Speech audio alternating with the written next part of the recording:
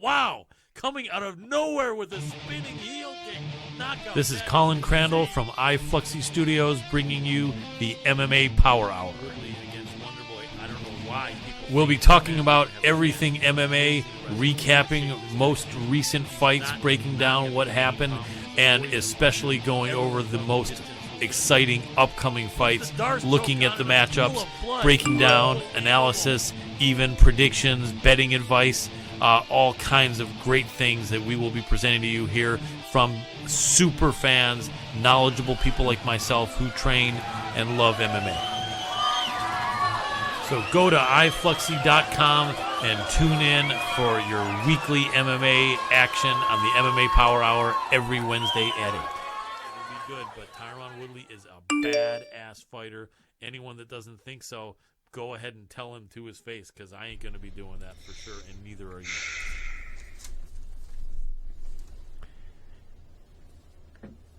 Get ready to feel the power. This is the MMA Power Hour. I'm Colin Crandall, your host. I'm so glad to have you with us. We have a fantastic show in store for you today, so jump on in. Let's get it started.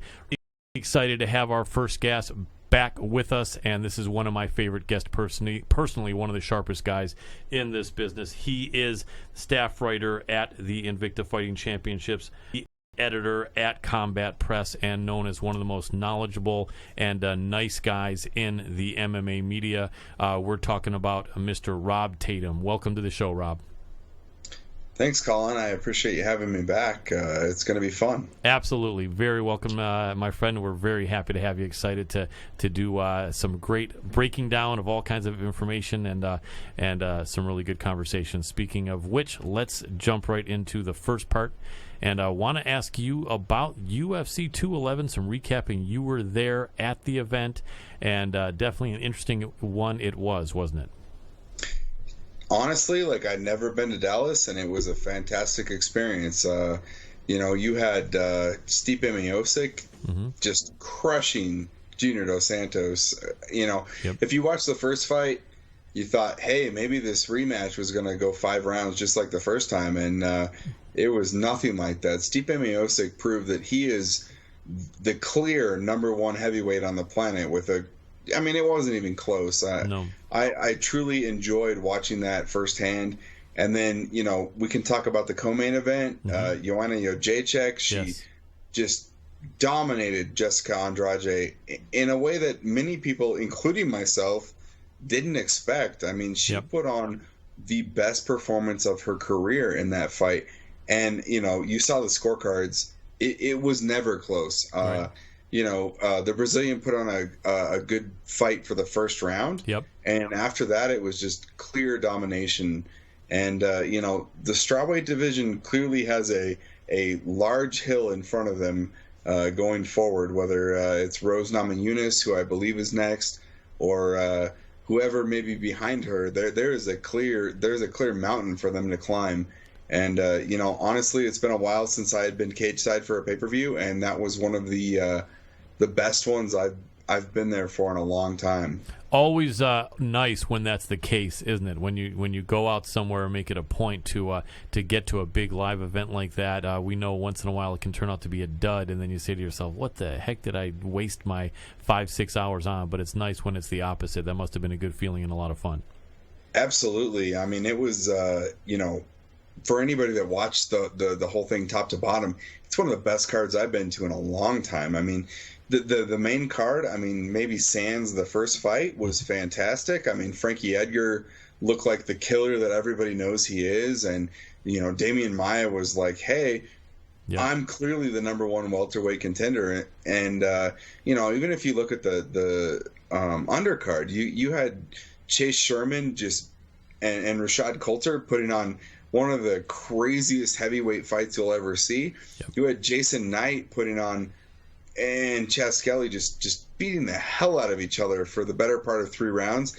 And that bonus that Jason Knight earned, clearly worth it. That fight was just insane from start to finish. I truly enjoyed being there cage side. Whether I was working or not, that's one of my favorite events I've been to in a long time. Yeah, absolutely. It was a great event, and I'm really happy as well for some of the other friends of our show. You had two guys that you mentioned with Chase Sherman and Jason Knight having actually spent some time doing some fights in the southern region in the Alliance MMA group of fight organizations, V3 Fights, and our friend Jason Liederfein had put a blast before the fight saying, hey, we got coming from our fighting organization, we got Chase Sherman and we got Jason Knight, and they both won, so I was really happy for him. And then you also have Chase Sherman, who is training at Jackson Wink with our next guest and our good friends over there, and they were cheering hard for him, and so we were really happy about those guys, and they fought their hearts out. And Jason Knight, did you see afterward when he said something, I forgot what it was, to Joe Rogan as soon as Joe brought him to the mic, and Joe said, what? And then he said, hey, I ain't even been on the Joe Rogan Experience yet. It's like he was angry. It's like he was looking at Joe saying, what's up with that? What? Sure. Get on. And the guy said, yeah, we'll work it out, man. We'll get you on. That was a funny moment, wasn't it? Everything about Jason Knight, like, whether you want to call him, by his nickname or something else. I mean, I saw the Hick Diaz thing going on. I think that it's, I watched him here when he fought in January back in Denver, and I thought he put on a fantastic show. Chaz Skelly is no joke, and he just lit him up. I got to admit, like, fight of the night in my eyes was definitely Jason Knight and Chaz Skelly. I mean, not to take anything away from Chase Sherman and Rashad Coulter, which was an absolute brawl. Hell yeah. I think the most entertaining fight from a technique standpoint was Jason Knight and Chaz Skelly. Those two beat the hell out of each other, and that uppercut that Jason Knight, like, he earned every bit of that $50,000 bonus that he got for that knockout. Well, I couldn't agree more. And Skelly is a tough guy. I think Skelly had won 4 or 5 fights in a row. So that was that's a Texas guy fighting in his own backyard. I mean, I think that there was clearly motivation for him. I mean, and I'm not gonna lie, I'm a metal guy. I think everybody knows that. Walking out to Pantera, you can't pick a better song. Everybody in that crowd was hyped up, and to see Jason Knight come out there and just erase that, it was impressive. I really, really enjoyed that fight. Yeah, me too. Absolutely. He put an exclamation point on the audience and the walkout and everything right there. Although all respect to Chaz Skelly for sure.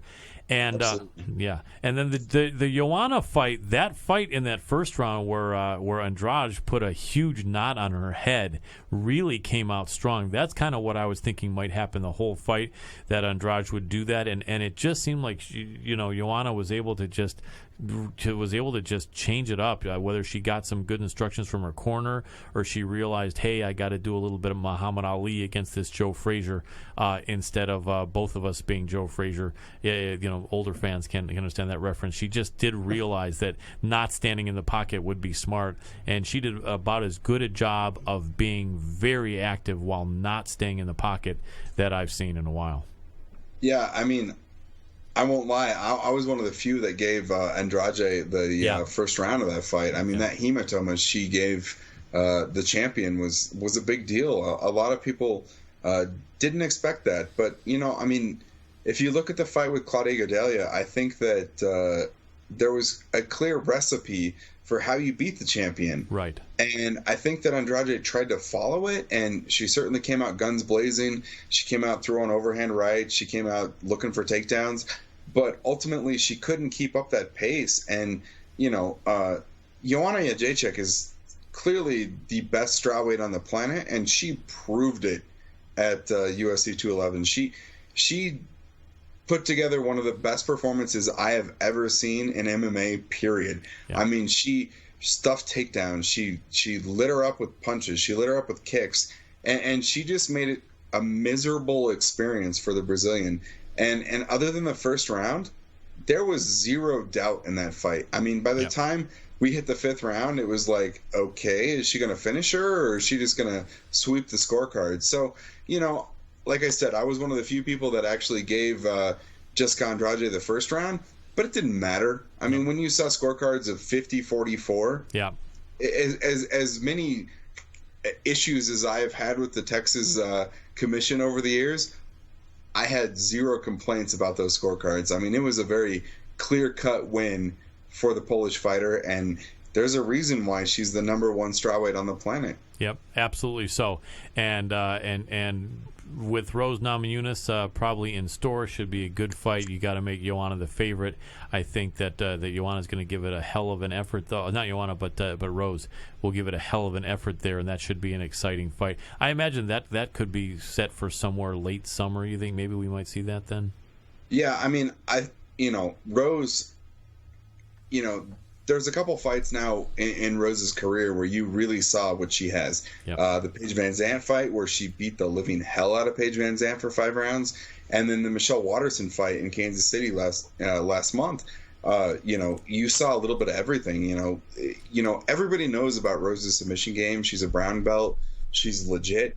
And then she goes out and she's a black belt in Taekwondo, but a lot of people kind of discount her striking. Mm-hmm. She beat the hell out of a karate black belt.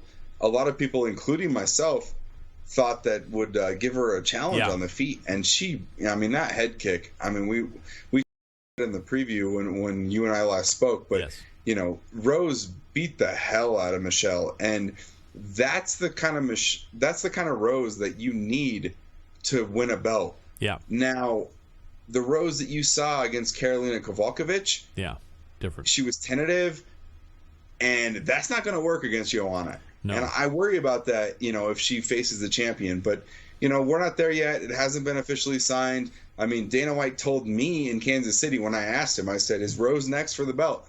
He said yes. And I think that that's a great fight.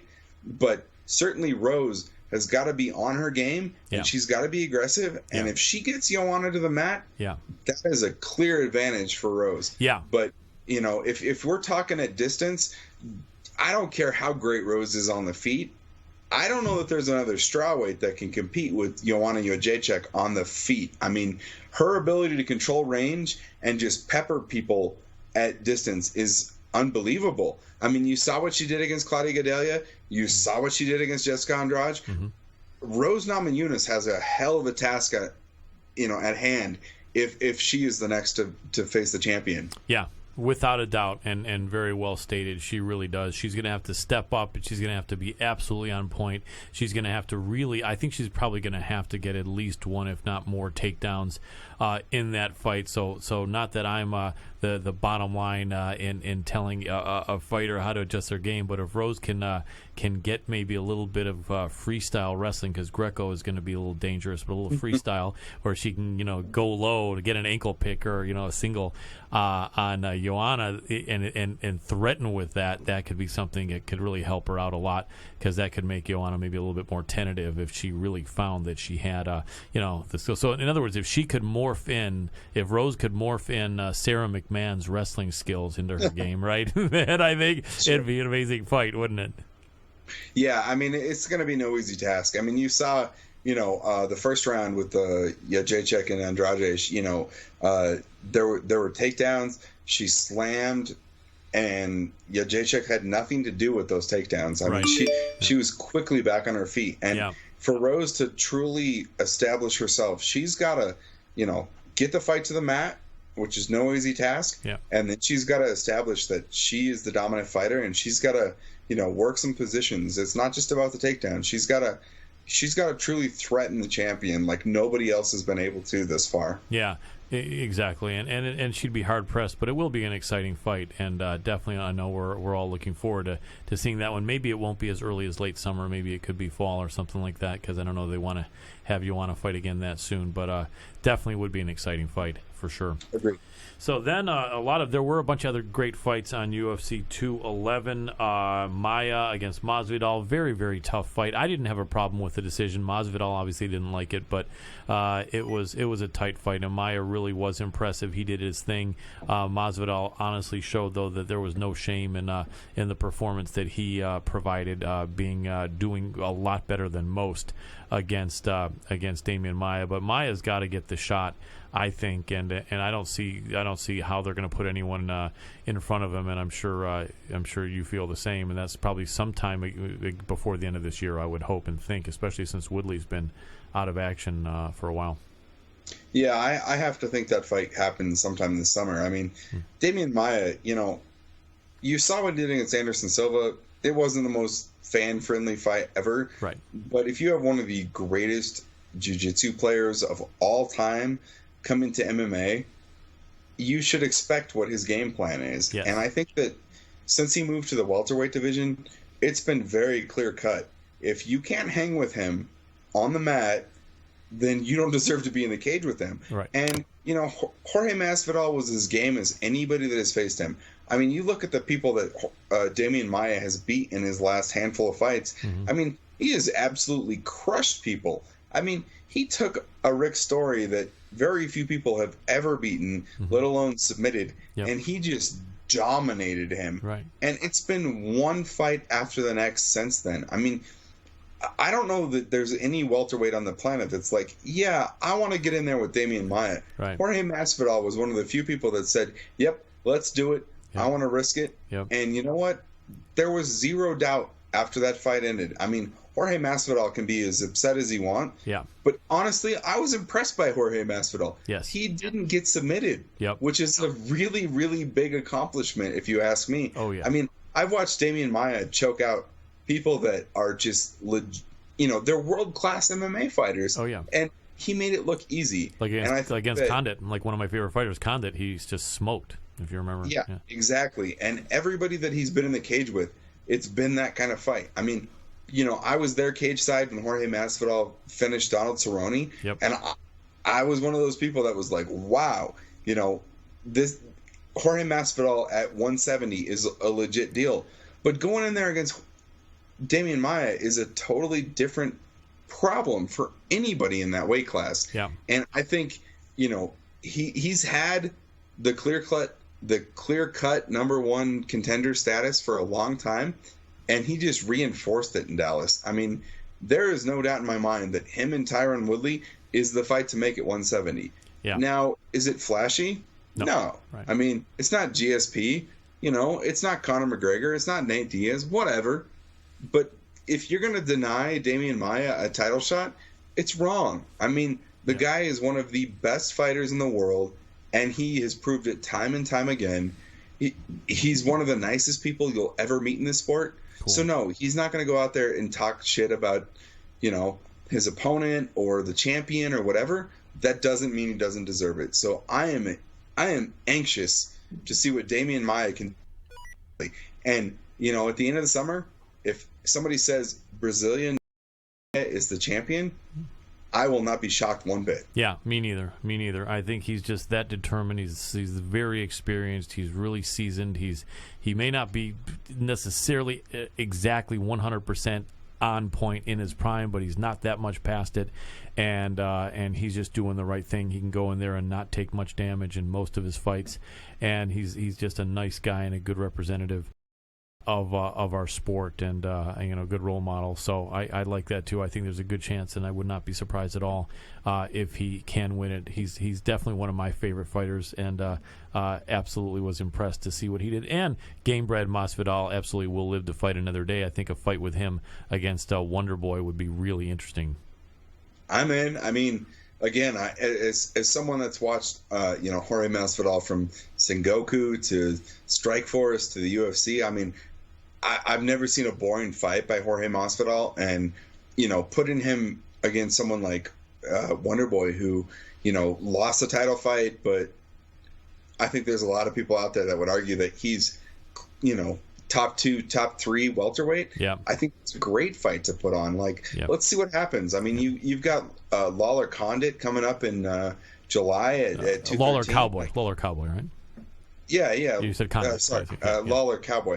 Yep. Let's put all those fights on. Let's see what happens. I mean, let's see what shakes out. I think that if Robbie Lawler beats Donald Cerrone, all right, he's back in title contention. Yep. If Cowboy beats Lawler, yeah, let's talk about him back in title contention. I mean, just because he lost one fight doesn't mean that he's completely out of the title picture. I mean, I think that all of those fighters are legit, contenders, and I think that not a lot of people want to talk about Tyron Woodley, but the welterweight division has a lot of legit contenders that are just like right on the cusp of being there, and let's see what happens. I think that there's a lot of competition in that division. Absolutely, and I agree. All the guys you mentioned are 100% legit. With a loss here or there against someone who's just the top 5 guy as well, doesn't mean they're through by any means. So yeah, really exciting division. All those guys are absolutely crowd pleasers and bring a lot of excitement to the fight. So there's just some amazing matchups. Not a hard job, I think, for Mick Maynard, Sean Shelby, anyone there that's got to put something together for 170. I think they're not having to reach too far to make some great fights. Agreed. Yeah. Well, let's go on to Alvarez and Dustin Poirier. You were there. What an amazing fight! I mean, if anything was any more exciting than the Jason Knight, Chaz Skelly, and maybe it wasn't, but maybe just the big names and so much on the line. I was super excited about Alvarez Poirier, and especially Eddie Alvarez is such an example and a representation of like the Sylvester Stallone Rocky characters, the Philly tough Rocky guy who just is not going to give up when he's getting beaten to a pulp. You saw the wheels turning in Eddie's head where it almost looked like he was seeing stars, and he was like, "No, I'm not going out like this. Hell no."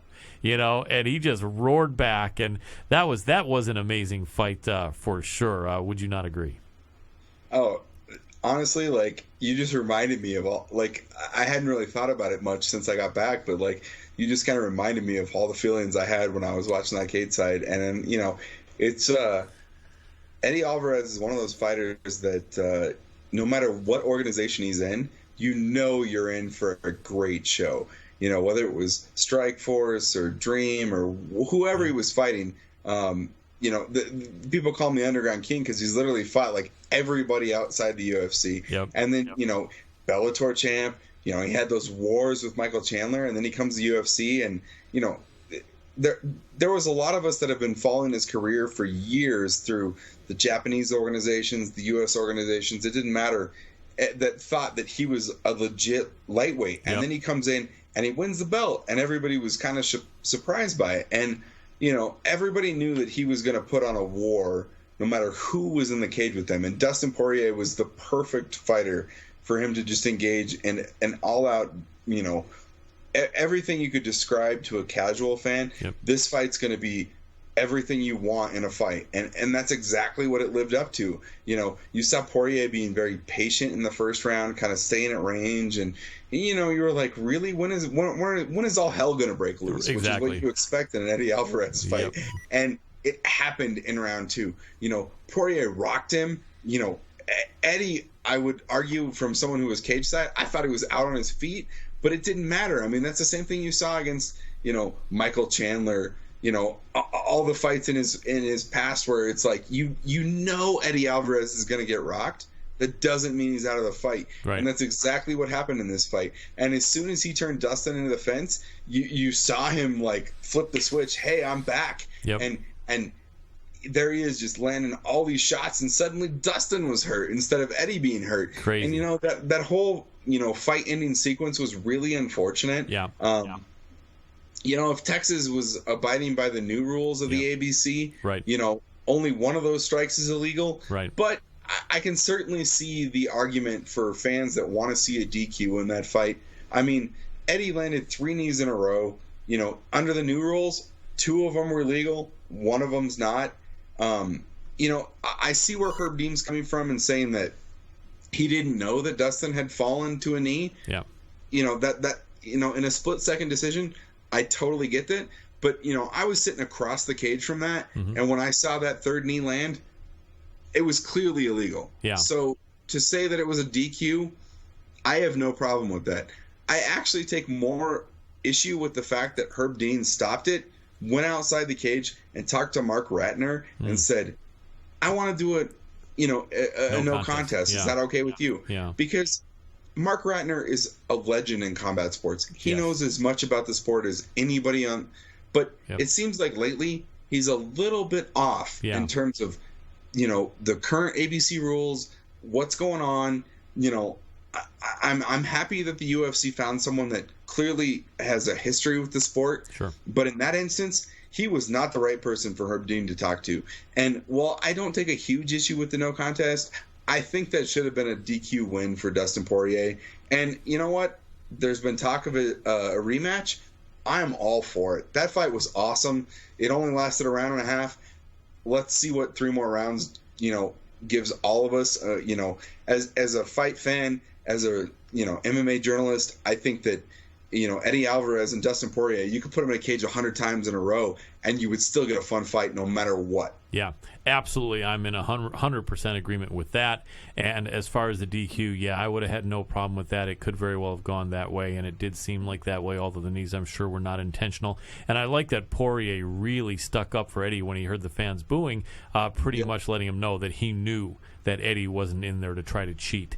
Or do anything to take an easy way out of that fight. He's the warrior. So that was cool, seeing the respect that they both showed. And, yeah, they have to run that one back. They absolutely have to run that one back. And that's going to be, definitely something. And also, did they even – who got the bonuses? They didn't get any bonuses for that, or did they? No, and I mean, I think you could make a pretty strong argument that was as good of a fight of the night as anything. When we talked about a little bit, Chase Sherman and Rashad Coulter got the fight of the night. That's right. I think you could make just as much of an argument that Eddie Alvarez and Dustin Poirier deserved just as much of it. That second round, while it lasted, was one of the craziest back and forth rounds you'll ever see in MMA. Absolutely. One of my favorite. The only thing that strikes me as something I remember as exciting as that was a couple of the rounds with Lawler and Condit in that absolute war a couple of years ago. Sure. Yeah, I remember. I think I had about a dozen people in my home, and you could barely hear. It was so loud you could barely hear anything. Your ears were ringing. Everyone was going so crazy.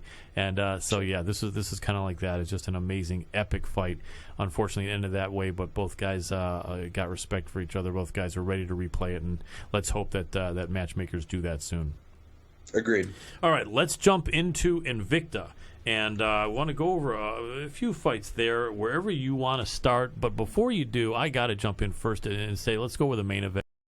I know we spoke briefly. I haven't had a chance to watch it again, but I just really felt that Vanessa Porto won that fight. I really feel that the damage was tilted way in her favor. How much damage she inflicted with the leg kicks, with the strikes. I think that there was some takedowns which were good, and I think if we, I don't know, my feeling was if we ran back the perspective in MMA fighting 15 years, yeah, you give a whole lot of credibility to takedowns. But I don't think that the Polish girl Niedzwiecz, sorry if I'm not pronouncing that right, but I don't think she inflicted a lot of damage on the ground. I don't know. I just, it is a personal opinion, and I know some people are with me, some are not. I know you didn't think that much of a robbery took place, but I felt bad for Vanessa Porto. I don't know. Have you had a chance to watch that a second time, or are your feelings still that it was kind of razor thin, in your opinion? Could have gone either way? I haven't watched it twice. And I'll be the first to admit, when you're watching some of the cage side, things can sometimes be skewed. But, Agnieszka Nedvich is one of the hottest in the flyweight division, regardless of their promotion. Indeed. Obviously, I'm very familiar with what's going on in Invicta. Yes, Vanessa Porto is one of the top flyweights in the world. She's a former title challenger. Actually, she's a 2-time title challenger. I mean, she went the distance with Barb Honchak. She went the distance with Jennifer Maia. On the feet, going into that fight, I thought clearly we were going to see Vanessa Porto light up the Polish fighter. It wasn't going to be even close. And then, I think you saw a little bit of that in the fight where, the Brazilian definitely had the edge on the feet. Her leg kicks were definitely very effective. But I thought that Agnieszka Nedvich, with her takedowns and her clinch work, she swayed the fight in her favor. I mean, I will be the first to agree with you. You and I talked after the fight. Yeah. The first round was very close. I thought that the takedowns from Nedvich were enough to earn her the round. I have not gone back and watched the fight, but I wouldn't argue with those Missouri judges who were sitting just feet away from me, across the cage or next to me, and I thought that she did enough to kind of negate the offense that Porto had in that first round. Right. You know, I thought that the second and third rounds were a little bit more clear cut, but you know, I wasn't surprised by the verdict when the judges came in. Right. I think that Vanessa Porto is still clearly one of the top 5 flyweights in the world. Absolutely. But you know, if it wasn't for Jennifer Maia having an injury, I think we would have seen Jennifer Maia versus Agnieszka Nedved as an Invicta title fight. Yeah. And I think that by beating Vanessa Porto, someone who's fought for the belt twice, she established herself as clearly, you know, the number 2 flyweight in the world. You know, I mean, the Tough 26 tryouts are going on. You know, Bellator's got a 125-pound division as well. But clearly, the cream of the crop resides in Invicta FC right now. And yes, I may be biased, but I think that the action in the cage speaks for itself. And I think that Agnieszka Nedved is the next person to challenge Jennifer Maia. And she very well may be the next number 1, you know, pound for pound female fighter on the planet. I mean, Joanna Jędrzejczyk surely has a case at 115, but don't be surprised if the Polish girls are dominating that conversation for a long time to be. Yeah, I would not be surprised. Very tough, very rugged, and even though my opinion was Porto, I certainly respect Nedved there and a tough up and comer. That's for sure. Let me do this because I know that in about 10 minutes or so you have another obligation. So what I want to do is get your opinion briefly on a couple other Invicta fights. Then I want to go to our predictions here, where we got about 5 upcoming fights we want to predict. So give me a brief feeling on anything else from that great Invicta 23 card here for a minute or so, and then let's jump on to the predicting of the upcoming events. Sure. I mean, I thought that Roxanne Modafferi looked fantastic. I mean, I've been watching Roxanne Modafferi for over a decade now, and the performance she put on against Sarah DeLilio was one of the most complete performances she's ever had. I mean, she got rocked early, but she came back and she just beat the hell out of Sarah DeLilio, for lack of a better word. I mean, that elbow she landed in round 3 that prompted the stoppage was she just dominated. She moved him out. She landed that elbow. The cut was disgusting. I mean, it was one of the most brutal cuts you'll ever see. Crazy. I thought that was one of the best performances of her career. Yeah. You know, and then you can go a couple fights down. You saw former champion Erica Tiburcio. She fought Tessa Simpson in a very important atomweight bout, and I think that Erica Tiburcio proved that she's ready, you know, to be back in that title mix at 105. And Agreed. you know, Tessa Simpson is clearly, you know, she didn't lose much in that fight. She arguably won that fight, and I think that you know, the future of 105 is very promising. And then, you know, you can talk about a couple other fighters. Kelly Fossils beat Elizabeth Phillips. You know, they're both UFC veterans. And I think that Kelly Fossils proved that even though she's only, you know, in her 6th pro fight, that she's clearly something to be reckoned with at 135. For sure. And, you know, you can dive a little deeper on that card. You saw Andrea Lee, who, you know, a lot of people thought was one of the best 125-pound fighters in the world. You know, she's got a legacy belt already on her waist. You know, she fought a very tough Liz Tracy, and, you know, that was a split decision. And you saw Andrea Lee get pushed to a level that a lot of people haven't pushed her. You know, everybody expects her to just have this striking and put away people. And I saw so many people expecting Andrea Lee to just put Liz Tracy away in the first round. And, you know, that fight went the distance, and there were people that gave Liz Tracy 2 rounds in that fight, including one of the judges. So, that's right. You know, it was good to see her, you know, tested and, you know, come out on top, but really have to work for it. Absolutely, and she dug down deep. Props on a good performance from a really hard-nosed wrestler and tough girl, Liz Tracy. But yeah, we love Andrea Lee. She was on our show a week ago, and is just a super nice girl, and just we're big fans of hers. So she dug deep, and and really pulled it out. I saw her mention on social media that she heard her daughter screaming for her to get up, and she just had to do it, even though she wasn't sure she could. And so that was really cool. She's tough, and all those fighters fought really hard. Very impressed by Roxy, also, for sure. Happy for her, and big fan of Tiburcio as well. So Invicta is doing some great things. You guys are just doing wonderful work and putting together great matchups and finding girls that are really becoming stars and really have that talent. So kudos to Invicta FC, in which you're a big part. Thank you. Yeah. We're looking forward to our July event, July 15th. Invicta 24 is going to be fun. I think you'll see a featherweight title fight on that card, and I think you'll see a lot of exciting fights, just like you saw last week. Awesome. Look forward to that a lot for sure. Haven't missed an Invicta since number 1, and that will continue. So let me jump on to a few fights here. I'm going to ask you to do maybe like a minute on your own on each of these fights or so. And if you're a little bit short of that, that's okay, because we don't want to have you miss your other obligation. But let's start out with a minute or less on the upcoming Bellator welterweight fight between Douglas Lima and Lorenz Larkin. A breakdown, and if you want a prediction, or if there's no prediction, just breakdown. Yeah, no, that's a great fight. I mean, I think everybody knows both these fighters. I mean, Douglas Lima is a 2-time Bellator champ at this point. He had the belt, lost the belt, and then reclaimed it with a big knockout over Andrei Korshkov. You got Lorenz Larkin coming in from the UFC, clearly a great striker. You saw him drop down from middleweight when he was in Strikeforce in the UFC, back down to welterweight, and I think that he's proven his skill set. And I think that Douglas Lima just has a great all-around skill set, and I think it's going to be too much for Lorenz Larkin in this fight. Whoever wins this fight, which again I think is going to be Douglas Lima, yep, they're going to have a hell of a task at hand when they face Rory McDonald, who won last weekend in London. So I'm really looking forward to Douglas Lima. I think he's going to come out on top. I think he's going to win a decision over Lorenz Larkin. And then he's got a big challenge in front of him in Canadian Rory McDonald. Without a doubt. I'm super excited about that, and I agree. I've been on the fence for Larkin Lima for a while, and if I had to go out, I'm thinking maybe now I'm leaning a little bit toward Lima, although that had been a little bit different a couple of weeks ago. But, I think he could do it. It's going to be an amazing fight. All right, next up, let me throw at you Ryan Bader against Phil Davis.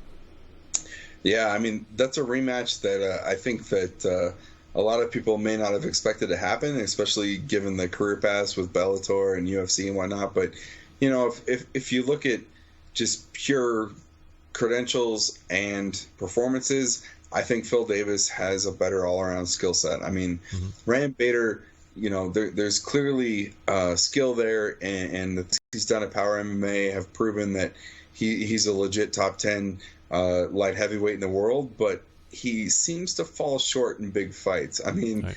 I hate to show a lot of bias, but I was there at UFC 132 when he lost to Tito Ortiz, and I cannot erase that from my memory. Yeah. So, as someone that's been there for a lot of his fights, and, I've been there, I was there at UFC 109 when Phil Davis, made his UFC debut.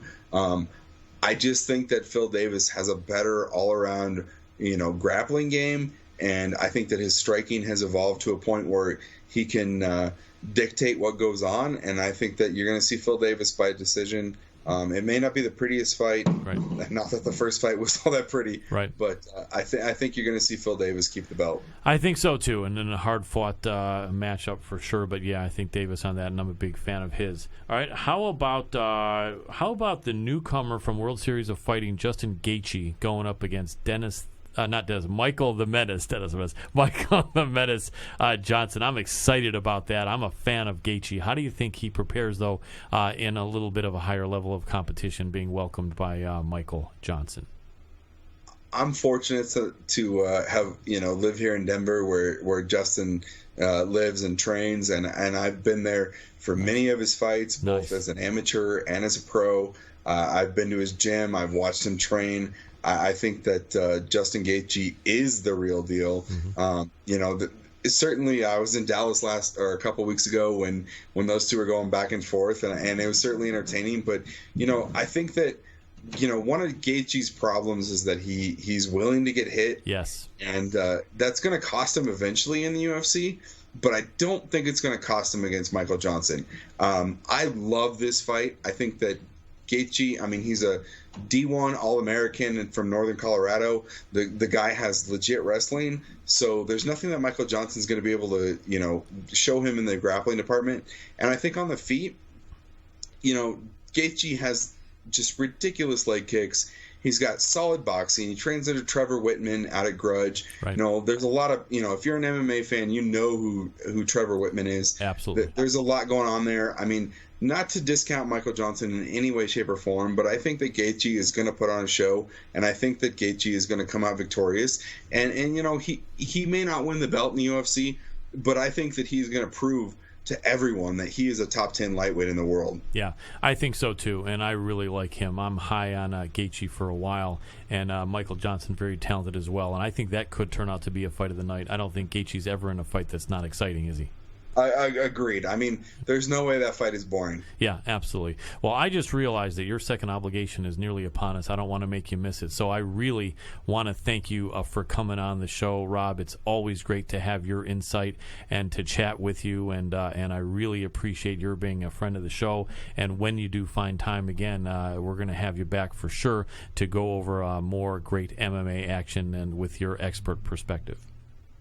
I appreciate you guys having me on. It's been fun. Best of luck with what you guys are doing on the show. I'm anxious to get back, sometime in the future. So definitely, we'll talk more fights soon. Absolutely. Look forward to it, Rob. You have a great one, my friend. Thanks again for coming on. Thank you so much. Bye-bye. Welcome. Bye-bye. So that was Mr. Rob Tatum from Invicta FC and Combat Press. Gotta say, he is one of the most respected, knowledgeable guys out there in this industry. If you don't know him, look him up on social media.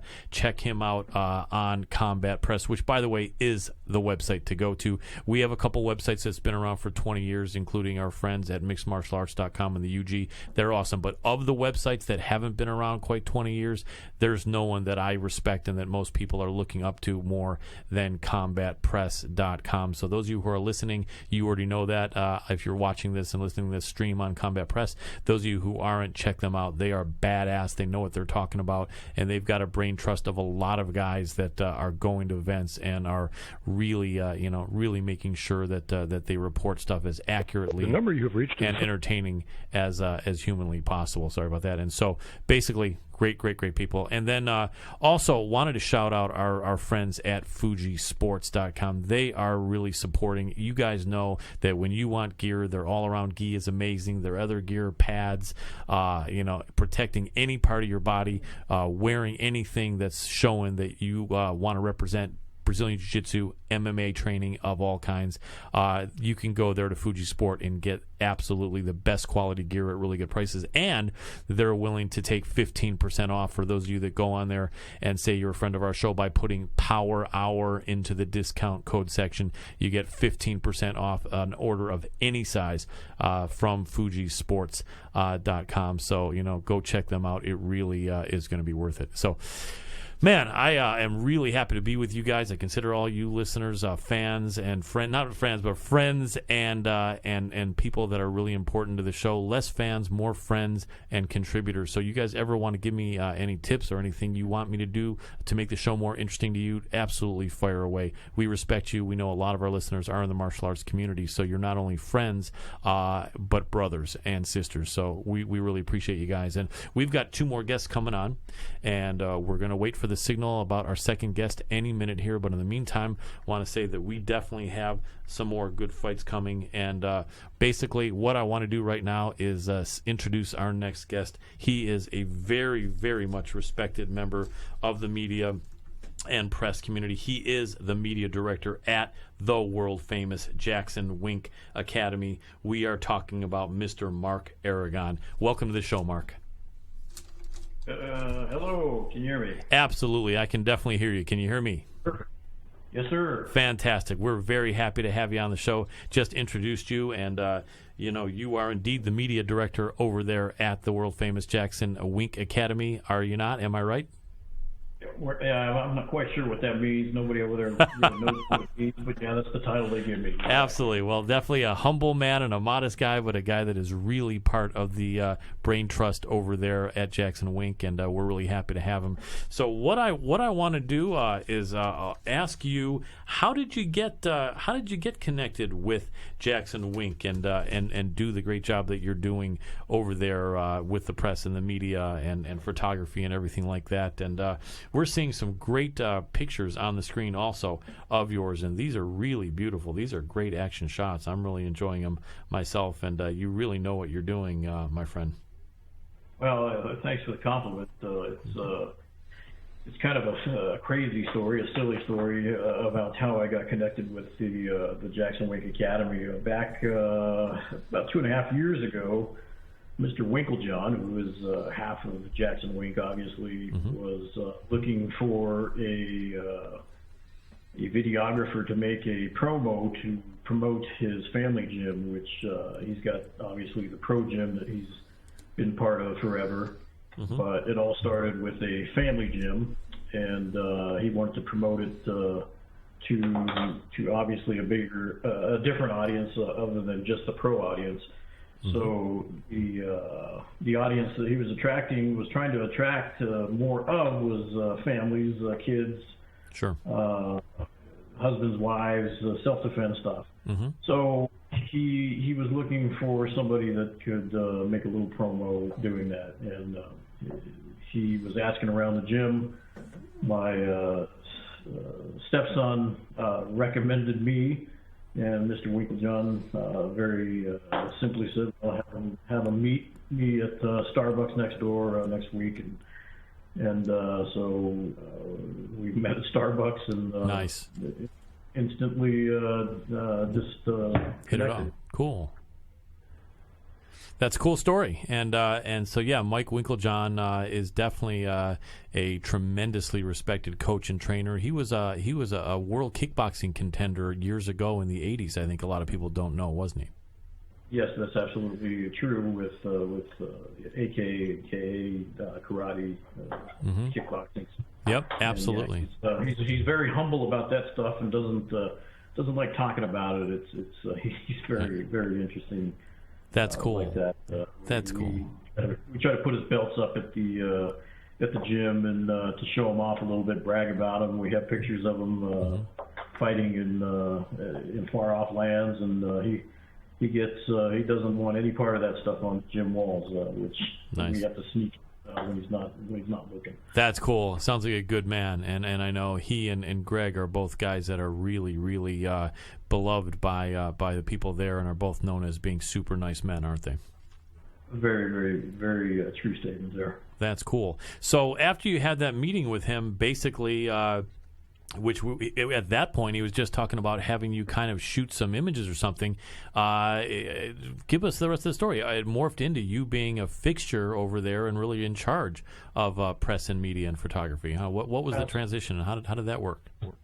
So the accident continues. Basically, we went and filmed the promo video at his family gym. We kind of set him up, hitting mitts with some kids and some ladies and such. And then what he said is he wanted to. He says, "Hey, can we implement some of my pro fighters into the video? Because it's one thing for me. They don't know who I am. Can I get some of my bigger name fighters into the video?" And I'm like, "Sure, let's do it. Just tell me where to go." At this point, I had I didn't know who anybody was, who any of these superstars were. MMA was a foreign word to me. Sure. So when he told me to go to the gym, I mean, I had heard about it because it was in a rough part of Albuquerque, and we're known as a fight city. And he told me to go over there, and I said, "Oh well, I know that part of town. Right. I'll make sure I take the police car with me." Because that's a rough part of town, but it should be safe with all the fighters that you tell me to go meet. So right. I showed up there. I showed up at the gym, and I walk in, and it was the who's who of MMA there in the gym. From what he explained, he kind of made an announcement. He said, "Hey guys, this is Mark. He's here to take some pictures and video of you guys during practice, and that's all there is to it. Mm-hmm. So everyone just kind of shut up, stared at me, shook their heads, and everyone went back to work after that. Nice. And yeah, so that's pretty much how that happened. He started introducing me throughout the class to different people. He said, that over there is Holly Holm. That is Carlos Condit. That's Cowboy Cerrone. That's John Jones. Awesome. And I just looked at him and said, I have no idea who those people are. Now how well you know, right? Big stars, Yeah. huge names of MMA. But, after I said that comment, he's like, I love you. You're great. You're not here as a fan, and I don't. You're not going to bother anybody. And yeah, that's pretty much the rest is history. We took a bunch of pictures and videos, and as the gym changed to the new facility, I just followed it over there. Right. I've been there ever since. That's amazing. Yeah, and that's a great story. And that gym is amazing, isn't it? 30,000 square feet. I remember, when we had your GM on, Michael Lubimov. Yeah, and it's that place. It's almost like a little city, kind of that structure, isn't it? Absolutely. We have dorm rooms and apartments with about 42 residents living in there, all fighters from several different countries around the world. It's fascinating. Some don't even speak English. They're sent from by different organizations to live there. They're paying all their bills and just to learn how to fight from the world's best camp in the world. And it's really cool. It's a cultural fascination. It's got to be.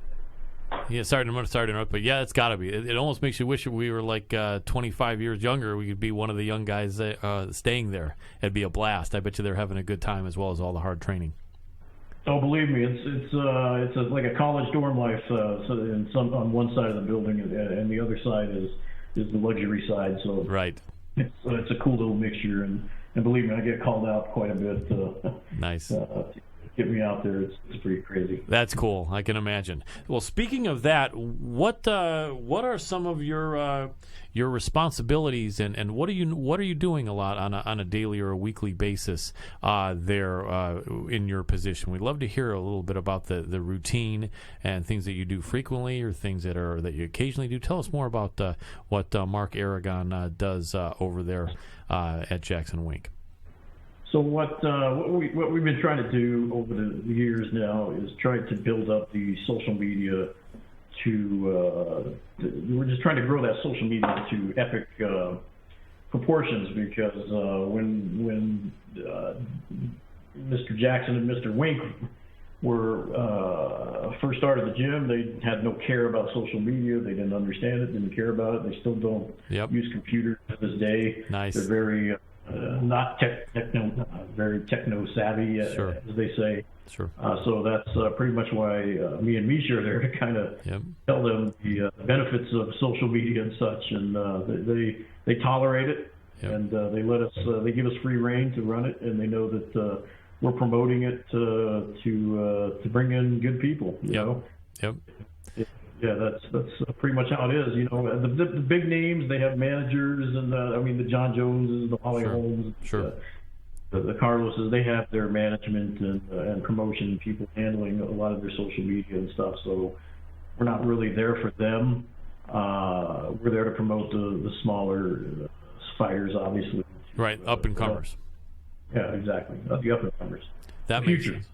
I like that, which is cool, and you got a lot of great people. I think UFC even sends people your way, because they know you guys have a great setup there, and you guys have that sort of training facility and all elements needed to help bring someone up. So that's a really good sign. I'm sure there's not too many places that they would refer people to that know that they can really take care of an upcoming fighter like over at Jackson Wink.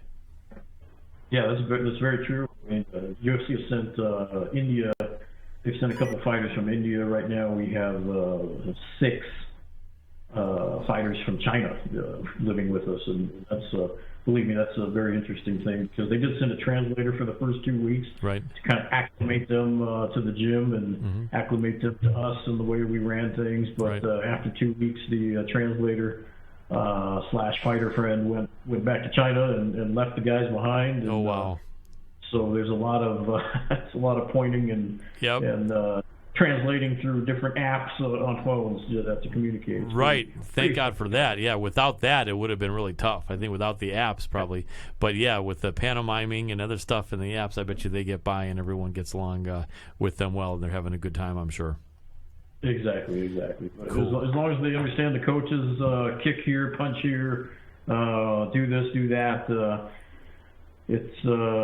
That's all we care about, is that the coaches they're paying attention to the coaches and getting formal training from them. So that makes sense. If you really think about it, that shouldn't be a problem. They're not asked to be conducting interviews in English or anything like that, or giving evaluations and like that. But yeah, they can watch and train. Then I'm sure that's working out just fine, and that's cool. It's great to see a diverse group of people over there in New Mexico. So let me ask you, what would you say are some of the interesting facts about some of the higher profile people that people might not know? Is John Jones having a late night pizza every week? Is Holly home waking up people to go for a run at 3 a.m? Is there anything in a respectful manner positive that you could say are interesting traits of some of these fighters and what they do to make it a really great atmosphere over at Jackson Wink? Yeah, literally, I've never seen any of the high-level fighters eat a pizza. I guess that was that was reaching, wasn't it? Yeah, I kind of kidded with Tim Kennedy when he was there recently. Right. I said I was talking about his diet before his UFC fight, and I said we were doing kind of a pseudo interview, and I asked him, so how much pizza you eating for your fight, right. and he kind of laughed and chuckled and said, well, there will be no pizza ever. Yeah, and, that sounds like Tim. That's right. Yeah, he's a great guy. Yeah. But big John Jones, he's got a personality that a lot of people just don't see in the public, that people don't know about. I mean, he's a very personable guy, and people don't know that. They only see the image that they see on YouTube or for the press conferences and stuff. But I can tell you, being there for the past two and a half years, that John Jones is always the first guy to approach new fighters from wherever they're at. He doesn't even know whether they're amateur, pro, whatever, because we have a mixture of both. He's always the first one, when you see somebody he doesn't recognize, to go up to them and introduce himself. And it's really cool to see that, because a lot of celebrity status people will just ignore you and just hope you don't look at them. And John is quite the opposite. He's very humble and he genuinely wants to meet everybody if they're potentially going to be part of the team. That's really cool. He's like a welcome, the biggest star is like the welcome wagon and the red carpet for the new people. That's unusual. That's got to be unusual and very cool. I've literally seen him give away. One of his, he gets these limited edition everything, gloves, UFC bags, these bags that only the highest level guys get. And I remember he was talking to one of the other fighters, and he introduced himself, and the other fighter, he didn't have one of these big fancy bags, and he literally just emptied out his bag on the floor and gave him this cool limited edition bag and signed it, and he always signs everything to champ, and he's just a generous, genuine guy. That's great. And that's something a lot of people don't know. That's true, and that's really good to know. You like to hear that. You like to hear that the bigger they are, that the nicer they are, and it's not always the case. So that's good to know about John. How about anyone else? Anyone else have any interesting things that they do, or funny things, or interesting traits that they do regularly, as far as any of the bigger names? I know you got Holly, you got Cub over there, you got John Dotson. Oh, and I could say this about Holly. Her work ethic is the most incredible thing I've ever witnessed. I mean, she works out all day, And she was always the first one to call people out to go running up in the mountains. And even when people are, some of these fighters are like, no, I plan on taking the day off, you know, Right. and maybe not the day, but then maybe Right. the afternoon. Right. When Holly calls and say, hey, we're gonna go run the Hill of Tears, which is a little mountainside up in the St. Louis Crest area up here. Sure. She says, let's go run. You don't want to be the wimp and say, no, I'm not gonna go run. Right. Holly calls you out, you're gonna go run with her. I like that. Yeah, she's always running and swimming and at her strength and conditioning places, and she's a workaholic, which is incredible. Yeah, I mean, Cool. She's always the first one back in the gym after a fight, you know, and it's just it's awesome to watch her.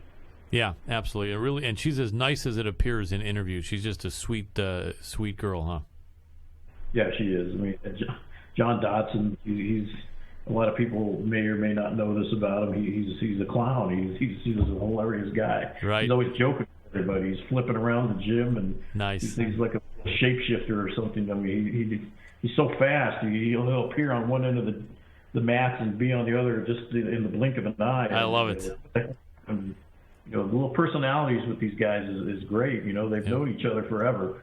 That's gotta be cool. You know, I'm an outsider, so I'm new to all this, and Yep. just watching it is a fascinating experience because they've all got their little personalities, and they've been Yep. around each other forever. You know, Right. Landon Venata, he's Yes. he's one of these guys that likes doing the slack line. He'll put a slack line across the octagon and walk across it, and you know, and everyone else sees that and they want to do that too. And Nice. you know, it's cool little things that they do. It's really neat. That's cool. And there really isn't any conflict between the higher profile people that you've seen, right? They all pretty much get along with each other. Absolutely. I've never seen any issues with these guys. I mean, there was one pair of fighters which will remain unnamed, Sure. but in all the time I've seen it, that they didn't get along with each other. But other than that, it's unheard of for them. That's cool. They all treat each other like teammates, and it's a fascinating thing. That's cool. And Alistair's there a lot. Does he do anything unique that people wouldn't think? Alistair is one of these guys. I'll tell you what, his training his training ethic is incredible. He brings all his coaches from Holland, right? the Netherlands with him, Yep, sure. and they train all night. They come in and at strange hours of the day because I think he's not a morning person. Right. I'm not quite sure why he does it. Right. But yeah, he'll bring us all his coaches and they'll do their thing at odd hours of the night, and it's cool because they're I mean, he's been to the house before and watched fights, and he'll bring the whole crew, and he's got this film crew that'll follow him around, and he's just another genuine nice guy. You know, That's cool. He's always inviting everyone to go out to eat, and Cool. you know, and he'll take everyone with him, and he's just a good guy. That's cool. That's good to know. And I've been a big fan. These are really good people. That the people that you have at Jackson Wink. I've been a fan of all those big names we discussed for a while. So it's good to know that they're good folks. So let me ask you, as far as upcoming fights, the celebrities, everyone knows when their upcoming fights are, unless you really wanted to shout out anything that's coming soon for any of the bigger names. But otherwise, would you like to shout out some fights coming up for upcoming fighters where they're in the next week or two, so that our listeners could look out for them? Well, we don't have any. Well, we have some UFC fights obviously coming up with.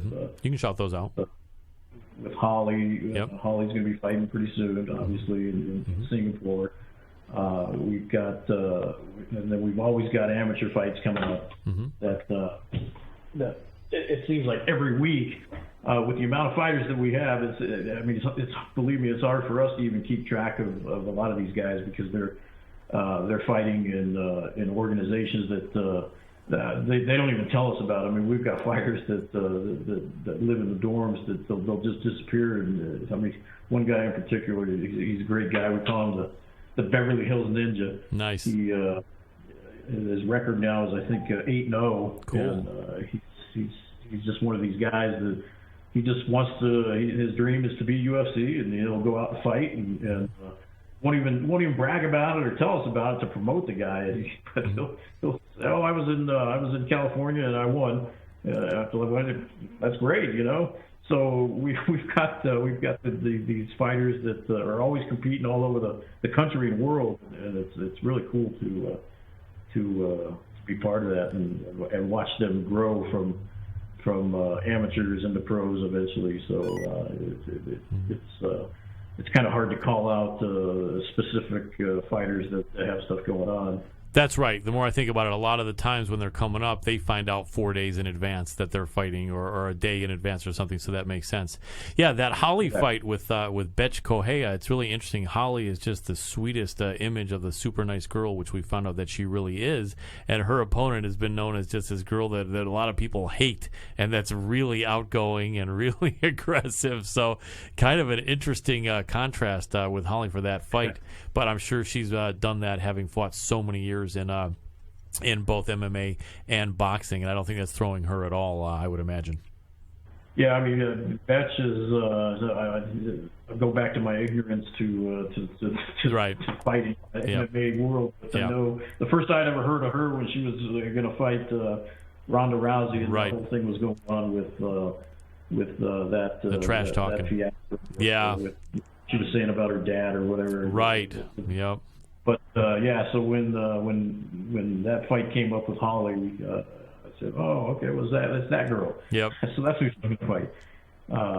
It's pretty cool.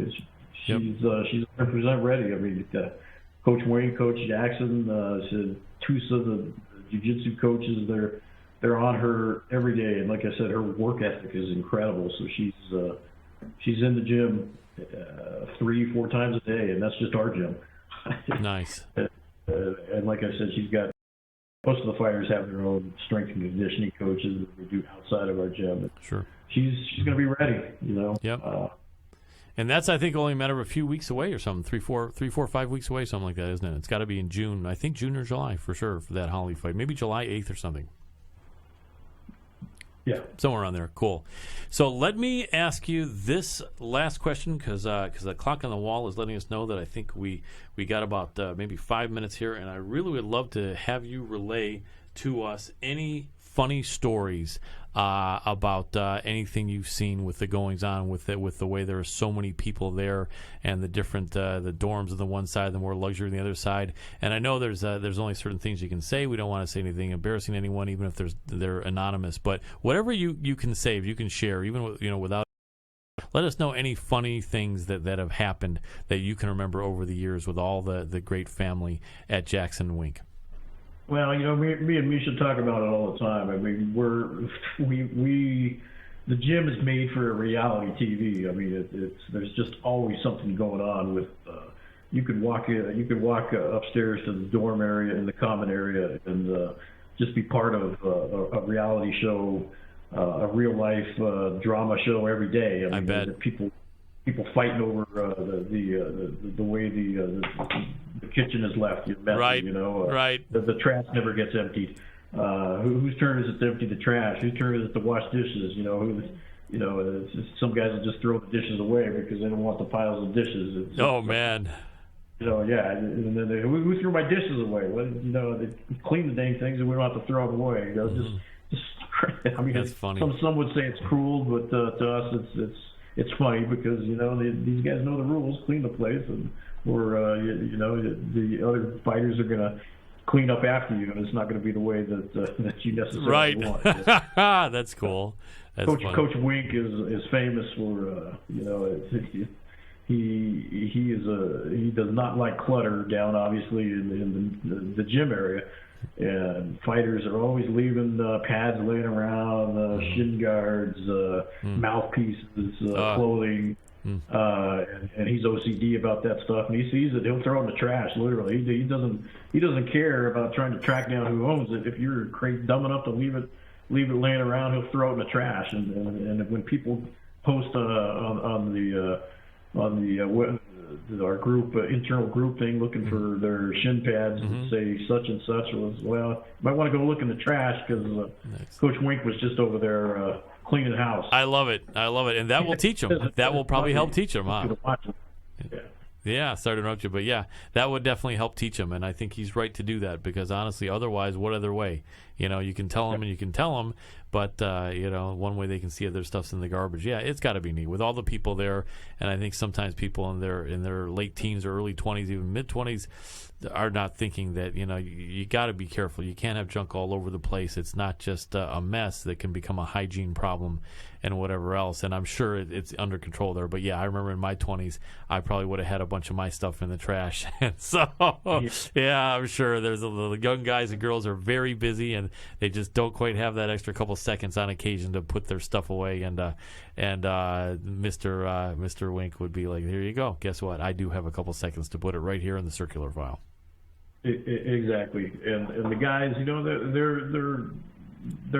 entertain each other. They'll go, they hang out in the little common area. There's a pool table there, and they'll play poker sometimes. Like Alistair Overeem is famous for when he comes to town, he always wants to play the FIFA video games. Soccer. Like a hardcore video gamer. And he'll literally come down to the dorms and play that with the fighters.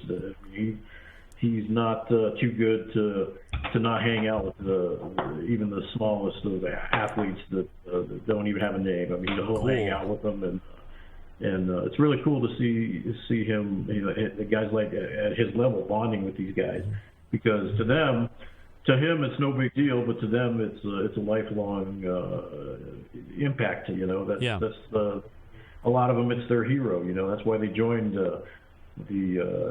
tried to get into the UFC. They became a fighter because they looked up to the Arlovskis and the Carlos Condits and the Overeem, the Alistair Overeems and John Jones and all these guys. They're just like, hey, I want to be these guys, and so when they're acting with them and mingling with them, it means a lot to them. Yeah. And I love seeing that. Yeah.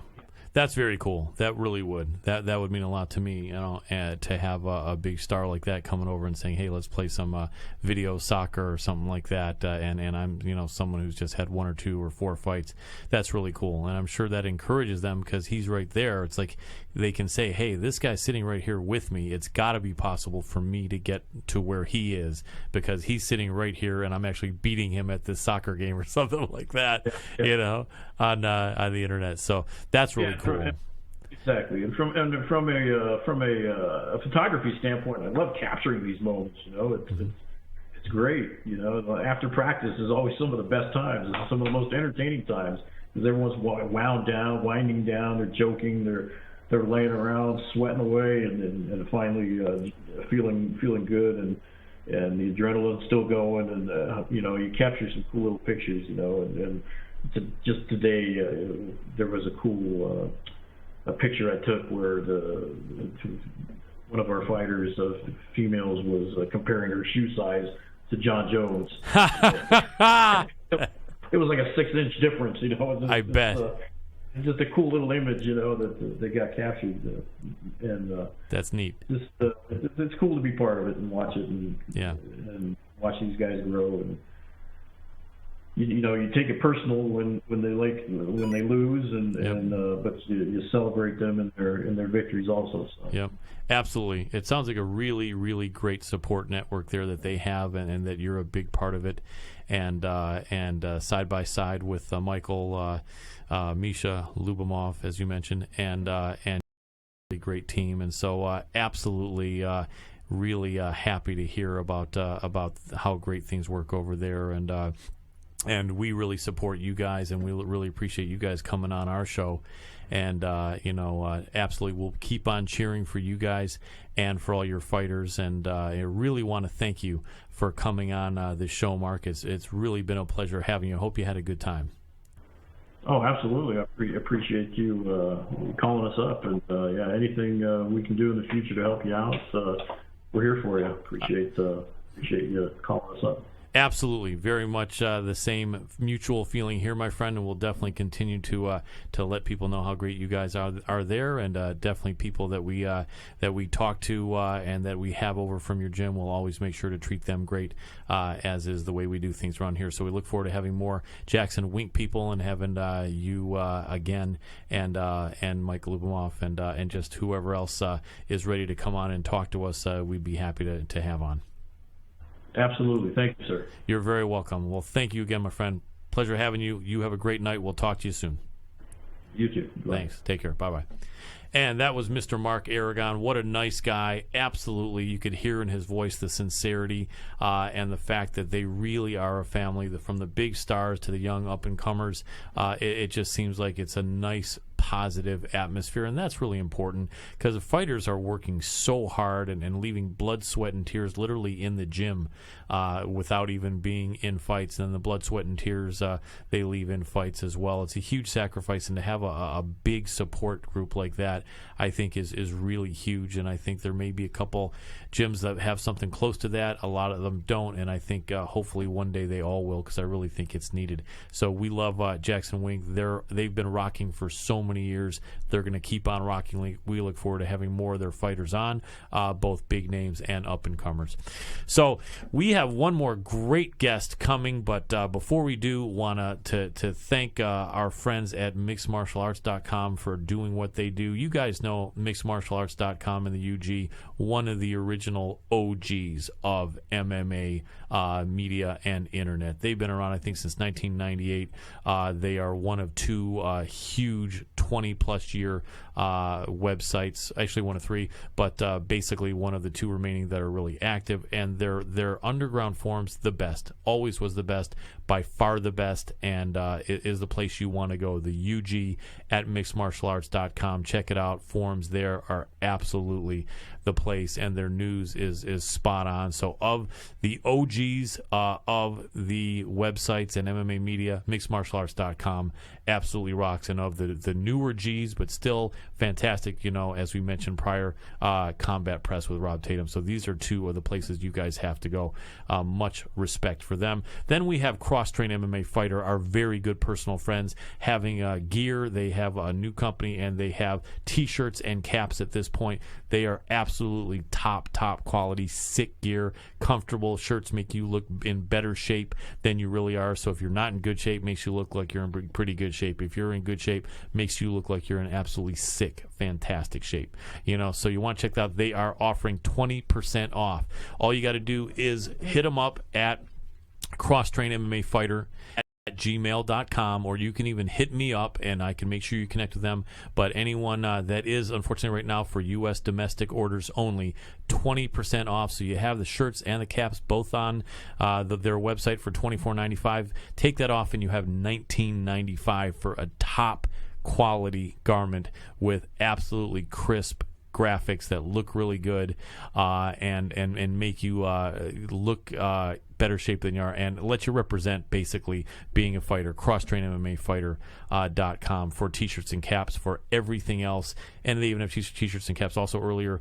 Fuji Sports as well. Huge, great supplier of gear. So we do have another guest coming up, and we're going to ask you guys to just give us a brief minute, and we'll come back with this final fantastic guest after this break. Don't go away. Get ready for FanFlow, the ultimate way to experience live music. With FanFlow, you become a part of the show. Connect and share with fellow fans who love the music as much as you. Control what you hear, control what you see, and record it so you can relive those amazing performances wherever and whenever you want. Before the show, you decide the playlist and interact with the venue.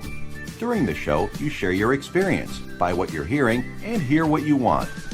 FanFlow gives you the superpowers you wish you could have at a live performance, so you become a part of the experience and connect with your favorite performers.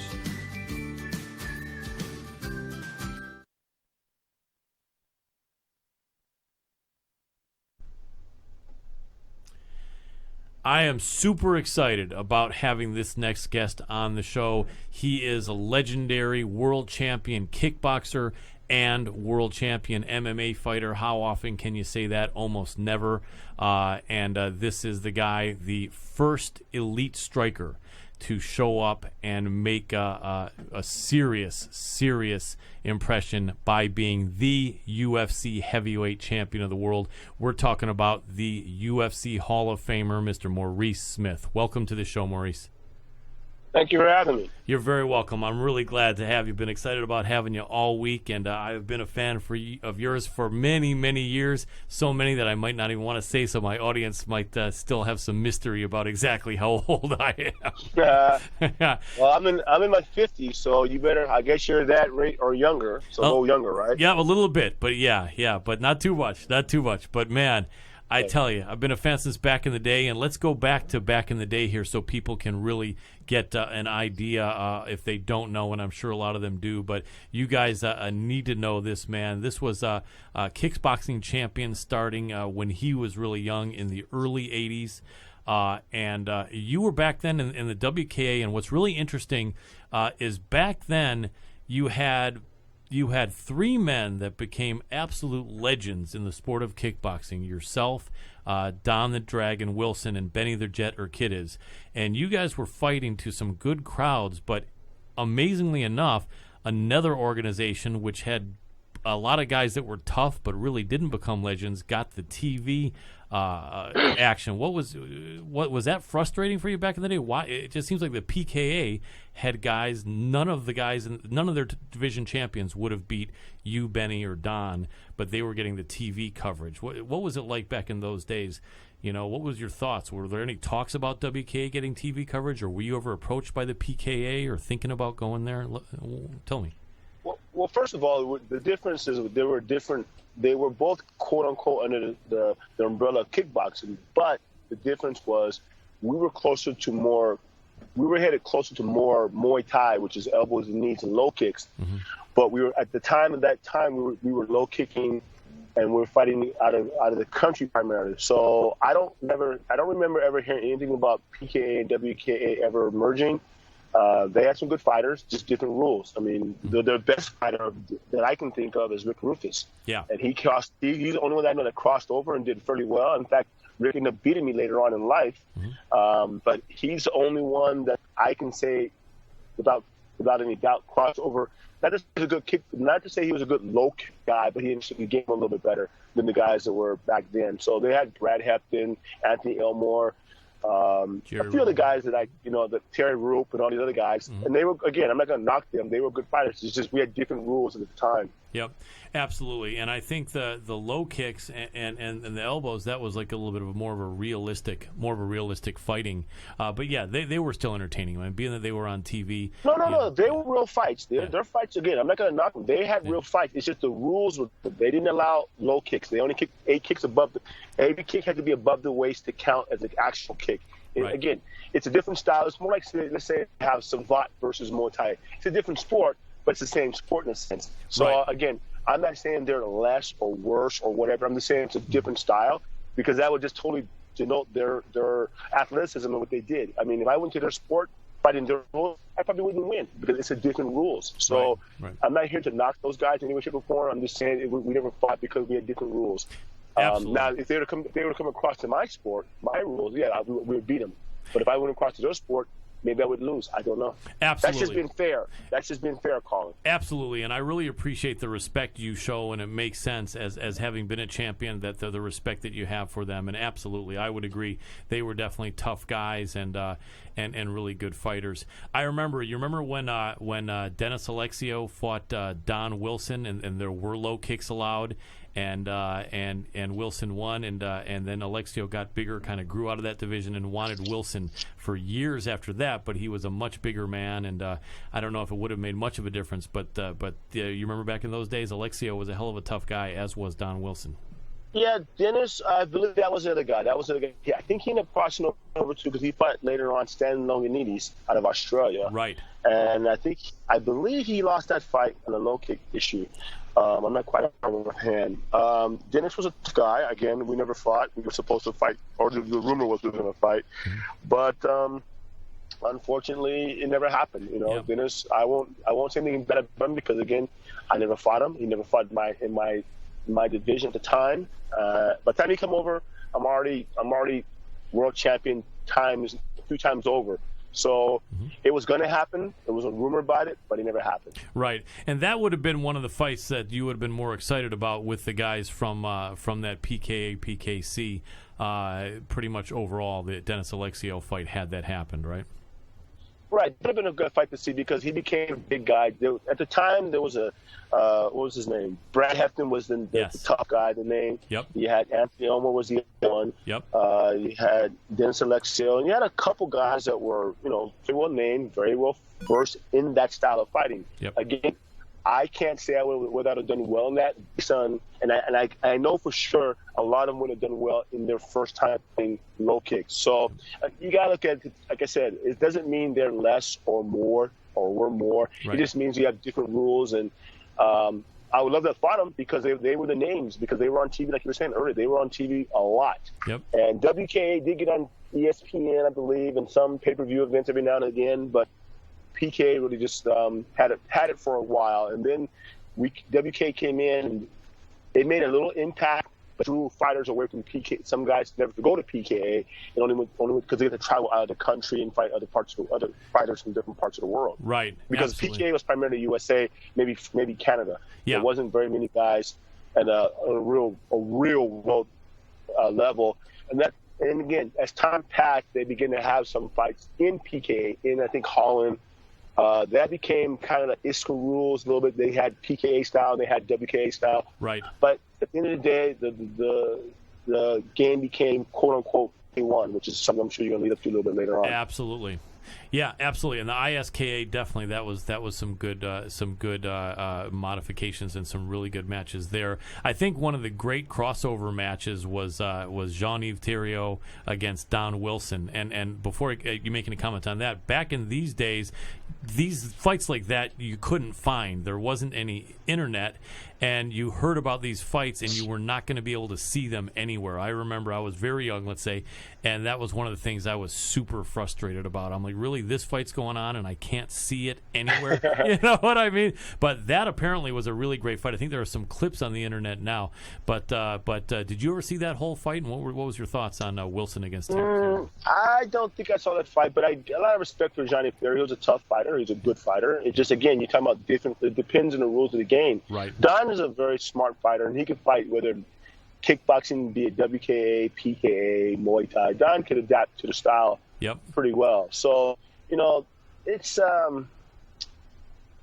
the game is now of kickboxing is pretty much where we're at now, which is, again, I'm sure you're gonna allude to a little bit later on, K1 style, which is basically close to Muay Thai, but not quite. Right. Yeah, absolutely. And speaking of that, let's go there. So basically, with all these organizations kind of going out on their own, WKA, PKA, which was PKC later, and then ISKA, you finally had K1 come up, where it was the best fighters from around the world jumping in there and fighting in the rules that did allow low kicks and elbows. And I think the K1 was pretty much a tournament style, or was it not? Did you always have to fight more than one fight a night in K1, or were those only a few tournaments that I remember seeing? Okay, let me correct you on something real quick. K1 never allowed elbows; it only allowed knees. Okay. Okay, because then you got full-blown Muay Thai. That's but right. I did fight in the tournament. My first time in 1983, I fought. That's when I lost to Ernesto Hus. Great fight. By knockout in I believe the third round. Mm-hmm. I don't remember. I got knocked out. A TKO. Yep. So so there was always tournaments for a while, and finally it kind of came down to just single fights after a while. Right. After 2 years. That makes sense. And yeah, you were in some amazing fights. Well, actually, all right, that's not true. Because when I fight in America, I have to fight in tournaments. So no, I think it just depended on the scenario. Because, well, no, you know what? There might have been super fights, but there was tournament fighting a lot. Because I remember when I fight in K1 USA, I had to do 3 fights in a night. So yeah, It's always been tournament fighting. Yeah, that's pretty hard. Yeah, and for crappy money. Oh yes, absolutely. And I saw you fight in a DRACA tournament. You remember a tournament called DRACA? Yeah, wasn't that 97? Jean-Claude Laurier. Right, and wasn't that 97 or 98 or something like that? 97, 97, 96. I mean, 97, 96. No, you know what? Let me tell you when that is. But go ahead and talk to me. No problem. That was great, and that actually had about 10 or 12 fights on it, and I think most of them were scheduled for 10 to 12 rounds. So that was literally like 8 hours of absolutely amazing fighting action, and I was lucky enough to be there and watch you fight and look good and win that night, which is what you did most of your career. Fans that don't know, Maurice Smith, honestly, if there were an international Hall of Fame of kickboxing, this man would be in it for sure. If they were asking for sure top 10 kickboxers in the world who ever lived, this man would be in it for sure. And if they were asking who top 5 American kickboxers in the world in history, this man would be on that list as well in the top 5. So Maurice Smith was definitely the man, and an amazing fighter, and an intelligent fighter, a skillful and strategic fighter, and just an amazing athlete. So going back over, did you find the date when that Draco was? Yeah, Draco was May 24th, 1996, Los Angeles, California, against Jean-Claude Lorio. Yeah, that was a draw fight. The difference of that fight it was kickboxing / judo. Right. It was pretty interesting, concept of fighting. Yeah. That's crazy. It was almost like what Kung Lee was doing with Hassan Shu. Correct. Yeah. Correct. And there were a lot of people there too. I remember Frank was there, I think, supporting you, Shamrock, yes. and you know who I met there also? I met Sugarfoot Cunningham that night. I met Benny the Jenner Kiddis. He's a great guy. He really is. And as far as a middleweight fighder, couldn't beat him. Was he amazing? He was the best ever, probably in that weight class, I would think. Wouldn't you agree? He's a top fighter, no question. He's hard to fight. I mean, he fought one great fighter that I like was Ronnie Green out of Manchester, England. Right. Great, but they both weren't at their quote unquote prime. But again, you have the rules of the game. If it had been Muay Thai, I'm sure Ronnie would have had a better fight. But it was kickboxing / WKA or / K1. So it's a different game for him because Ronnie Green was primarily a Muay Thai fighter. Right. So again, rules make a difference for the fighter's performance. And Don Wilson was one of the only guys I thought that could do it well, transfer from PKA to WKA to Muay Thai. His style he was a smart fighter. Yeah, absolutely. And I ran into Don, I think, about 2 or 3 years ago, and he said, I'm 60 years old, and if someone wants me to fight today, I'll fight.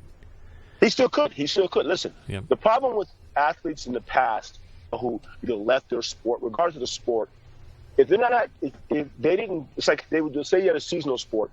Then when the season's done, you took time off, and then you had to come back. Well, the way the athletes are now, it's year-round. It's just it depends on the intensity of the training. So Don could definitely get in shape to fight even at 60, and he'll beat a lot of guys. To say he'll be the best he was when he was younger, no. But would he be in the game to hurt somebody, knock somebody up? Definitely. Absolutely. Don, even at 60, don't underestimate Don. Don's tough guy. Yeah, absolutely. And he was a great action star. Those movies were all pretty cool. As far as action movies, I think they may have been some of the better movies out there that Don Wilson did. But you did some acting yourself, right, Maurice? Yeah, I did one with Don Wilson, Blood Fist 2. Mm-hmm. I did one with Dale Cook, Fist of Glory, and something. And then I did another one with Don Wilson as well. It's called Psy Fighter. I did one with Michael Jai White called Blood and Bone. Oh, cool. Yeah, but the acting business, you can California to make it happen, I guess. Yeah. And even still, it doesn't guarantee you're going to be anything out of it. So acting was a nice little thing. It wasn't. I mean, I'm sure I have the ability to be an actor. I mean, I play a part. After my fight, I played a part.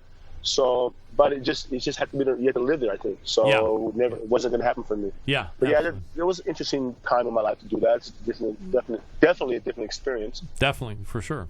So let's bring us up to where MMA started. You jumped in MMA earlier than people were aware of, but you jumped into the UFC, I believe, in '97. Your debut, am I right that your debut in the UFC, your very first fight there, was against Coleman for the title, or am I wrong on that? Okay, you're correct. My first events in MMA were actual MMA, so we're clear here. Yep. Because people tend to put my Pancras career and my UWF career and my rings career in the same category as MMA. No, that is not what those are. Those are not MMA. Those are mixed fighting. Right, modified rules. Not what we have now. So my first fight was with Marcus Conan Silveira Yep.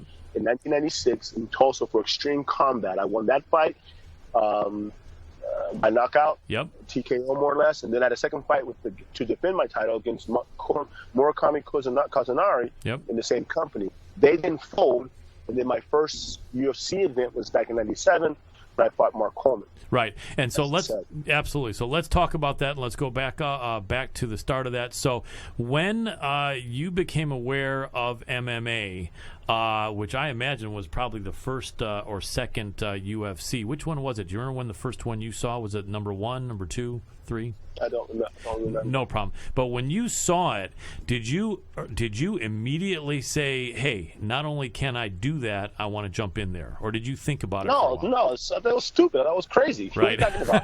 Right. No, Cool. I thought that was someone. What's wrong with these guys? Yeah. Nice. And I probably say the same thing today. But the difference is, what happened was, one of my friends who passed a few years back named Tommy Glanville out of Las Vegas, Nevada, called me up about doing my first show with Extreme Combat through John Peretti. So I said, you know what, what's the money like? They go, blah, blah, blah. I said, okay, you know what, let's go for it. Let's try it. So then I trained with Frank for about maybe about a month or 2. Frank Shamrock. And then we just went for it. So when I first saw it, like I said, it was crazy, because it was just, headbutting, growing shots. Just there was no rhyme or reason behind it, but it made sense. But to see it for your first time, it can be a bit shocking. But when you look at it, the way I kind of look at it like this, when I started looking at fighting like that, when I was in Japan with Ken Shamrock once, he once says to me, he says, "Maurice, you're not a fighter." I go, "Whoa." Now keep in mind, I've been a champion for so many years. Yeah. He goes, I go, "What?" He goes, "No, you're not a fighter. You're a specialized fighter," which means I'm a kickboxer versus a boxer, but whatever. And he was right. I wasn't a, quote, true pure fighter. I was a specialized true fighter. Right. So after about a while, then I got involved in MMA, and then I grew from that point. But yeah, there's no question. It was when I first saw it, like, whoa, these guys are crazy. Right. And one of the things that I remember back then was that they had a lot of strikers that didn't have any idea what they were doing, or maybe if they had some idea, it was not much. But you couldn't, because the sport was new, was really brand new, and so consequently, the strikers were really getting smoked one after another, to the point that pretty much everyone was saying, well, which wrestler is going to win, or is Hoist going to win, or someone else is going to come from Brazil that's going to win, and pretty much that was the thought. And then when you jumped in, I think a few of us who were kickboxing fans absolutely knew who you were. A lot of fans that were just into MMA, or wrestlers, or Brazilian fans knowing the Gracies, had no idea who you were. And I remember a lot of the people, and there wasn't much press for the sport back then at all, but I remember a lot of people were thinking, well, this guy is another striker. And I remember thinking, wait a second, this is like a game changer. I knew that. Not that I could say I knew you would win big fights, but I didn't doubt it. And I remember thinking, this is a guy who isn't just a guy who's coming out of his karate academy, or a guy like, with all respect, Kevin Rozier, who was, 5 years after retiring from his last kickboxing match and was 50 pounds overweight.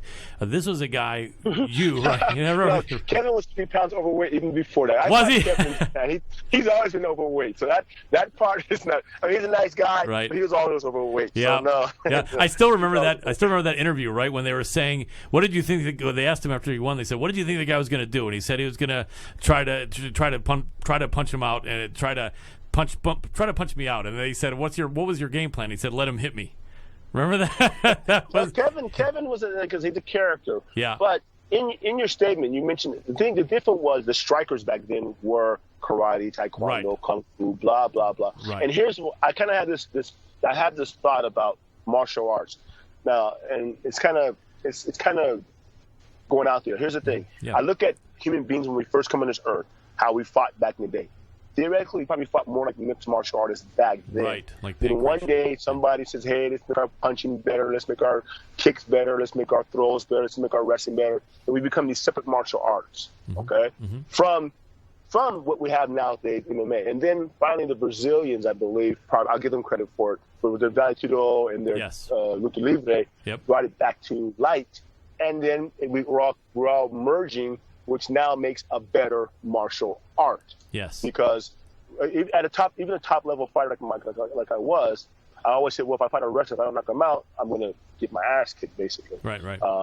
Meaning he's going to keep me in the ground.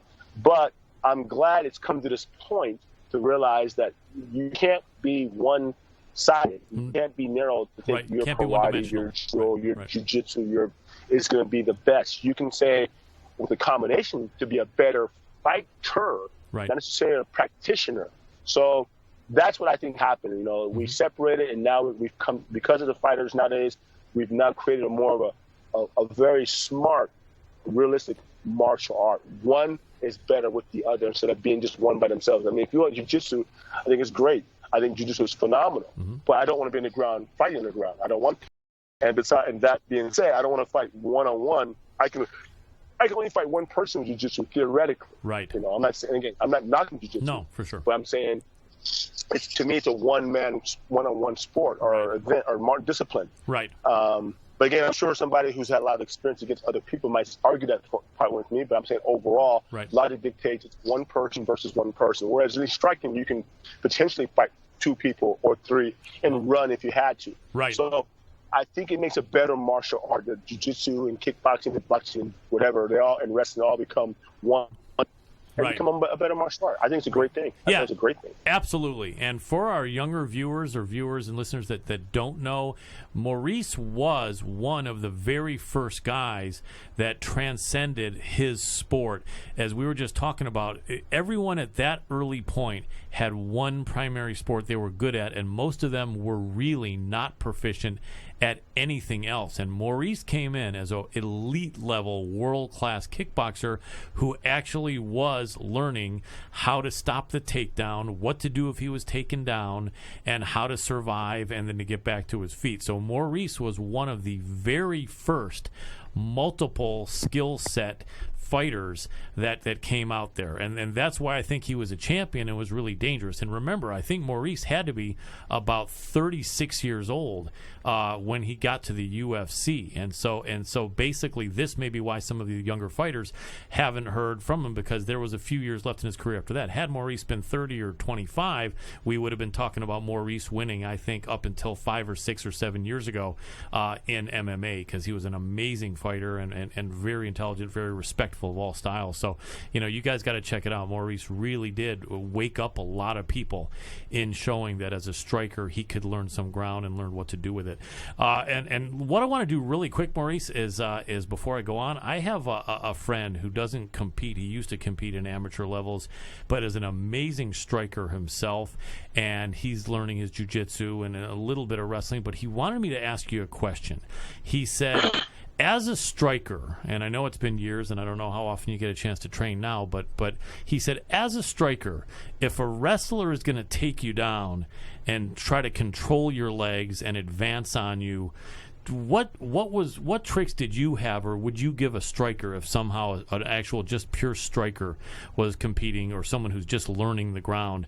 What can a striker do to try to position himself better, or to be able to withstand the attack of a wrestler, or get up, or just not be damaged so bad once a wrestler takes you down and tries to control your legs? Do you remember some of your thoughts in those early days as far as that? Well, yeah, I mean, the thing is first of all, you have that. It's nice to have a great takedown defense, how to sprawl and what have you. Right. But for me though, once I got on the ground, my key point was that more than likely I'm going to end up on the ground, more than likely, because I wasn't a great brawler necessarily. Right. My takedown defense wasn't the greatest, but it was okay, I guess. Mm-hmm. Not great. It was, in fact, if you go 1 to 10, it's probably more like a 3. Right. It wasn't that good. It was okay.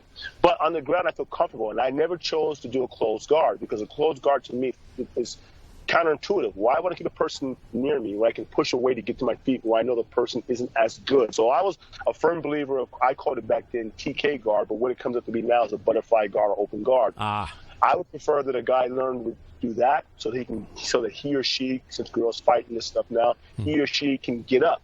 Why stay in the bottom to try to go for get a submission when you can get to your feet and have the guy feel more uncomfortable on their feet than when they're on the ground? When they're on the ground, grappling with them, that's their home. They feel the most comfortable. When they're on their feet, they're not as comfortable. So until they learn. But even still, my key point was never do a closed guard. I tried it once when I fought Randy, Right. and I didn't like it, and I never did it again. I don't like closed. Yeah, you can pass my guard. So what? I can put you back in my guard again. Right. Yes, you can pass my guard. So what? Can you keep me there? But I know if I do a open guard, I have a potential to get up to my feet. That That's makes what sense. I believe. That makes sense. Butterfly guard. That makes sense. A good tip for strikers. And speaking of that fight, you guys also should know, after beating Mark Coleman and also having beaten Conan Silveira, who was an amazing fighter back then, also a top trainer now and coach at ATT, after beating them and the Japanese fighter, Kazunari? Right. Kazunari. Yep, yes. Absolutely, who was a tough guy in and of himself. After beating them, the Randy Couture match with Randy really in his prime was a really tight fight. A lot of people should know that and maybe go and revisit that fight. I think in that fight there was maybe some ground control, which Randy got points That's on. all. Yeah, he Right. controlled me. That was it. Right. He didn't beat me up. He just controlled me. Right. So, again, and that's what it's about. Right. If you don't have a good reverse game or to get up an escape game, the guy that controls you will probably win the fight, even though he may be hurting you. Right. But he'll control the fight. Right. And that's what it was. Right. And even more than, I think, Maurice, in today's rules, that may have been, with today's judging criteria, that may have been a draw or a win for you. Back in those days, I think there was so much more credit and points given to any sort of takedown or ground control. And not to diminish Randy, because I know you respect him. No doubt. You know what? It is what it is, and that's the game. I lost the title tonight, and I'm a fair player. The rules, all the rules are, if you can't get up, then you don't win the fight, and that's not a fair call, but it is what it is. Exactly, but that was a close fight, and just definitely a lot of people should know that not only did he beat the Hammer in his prime, but fought dead even with the natural Randy Couture. So another thing. So you guys should know. So let's jump into that alliance that you formed with the team called the Alliance. Back in those days, the only teams anyone heard of were Pat Miletich and him training his guys in Iowa, Miletich Fighting Systems, and we like Pat. He's a guest before. He's going to be coming back soon. And then there was the Lions Den where you had been with Ken and Frank, and that was pretty much it. And I think that, then also possibly in your area, AMC Penn Creation, Matt Hume was coming soon, but basically very few schools or factions. And when you and Frank left the Lions Den, you jumped in with your friend Tsuyoshi Kosaka, TK, and formed the Alliance, where you had yourself an elite level striker, Frank, a really good, and I think definitely could have been considered then elite level jiu-jitsu guy with some wrestling and grappling, and then Tsuyoshi Kosaka, who was, I think, an all-Japan wrestler or someone close to that. And so that was a really good thought that you guys had, because you guys formed a team that had every element of the skill sets. Well, Frank was never, I don't believe, jiu-jitsu. He's just a good grappler. Right. He was really good, especially for those days. Yeah. Yeah. And TK had judo background, and some then wrestling, right? Then he transitioned to grappling. Right. But the idea was to basically, for me, to learn the game, right, and to pass some knowledge to the guys who were trying to help me. Because it's all about, when you're fighting, it's really you. Yeah. It doesn't matter. It sounds selfish or what have you. It's about you. It is. So when we put it together, Frank and I thought, okay, that's good. And then TK wanted to come train with me for his striking. So I said, let's add TK, because TK can add the judo part and whatever. But it was TK that taught me the open guard / butterfly guard / TK guard. Mm-hmm. And that's the guard that saved me from getting a beating worse than I would have had it not. Because if I didn't a closed guard, right, I would have got more of a beating than I felt. So that association was a very, I felt it was a smart association to go with, because we had all something to offer each other. Absolutely. You could learn from TK. TK could learn from me. I could learn from Frank. TK can learn from Frank. Everybody can learn from each other, and it helped out. It helped everybody improve. Only two of us, unfortunately, became the champions at that high level. Right. TK didn't make it, but he was there. But he definitely improved. He's a great inspiration. No, he's a great part of the team that helped me win the fight against Mark, no doubt. That's good to know. And Conan and Cousin, right. All those guys. Right. All those guys helped out. They all played. They had their part. Right. And you guys kind of were collaborating for about 5-6 years, you and Frank and TK, right? Yeah, it was a while. Yeah, until then, as we had our prime, and then the companies pull you aside at some point, I guess. I don't know. We had a great time. It was a great.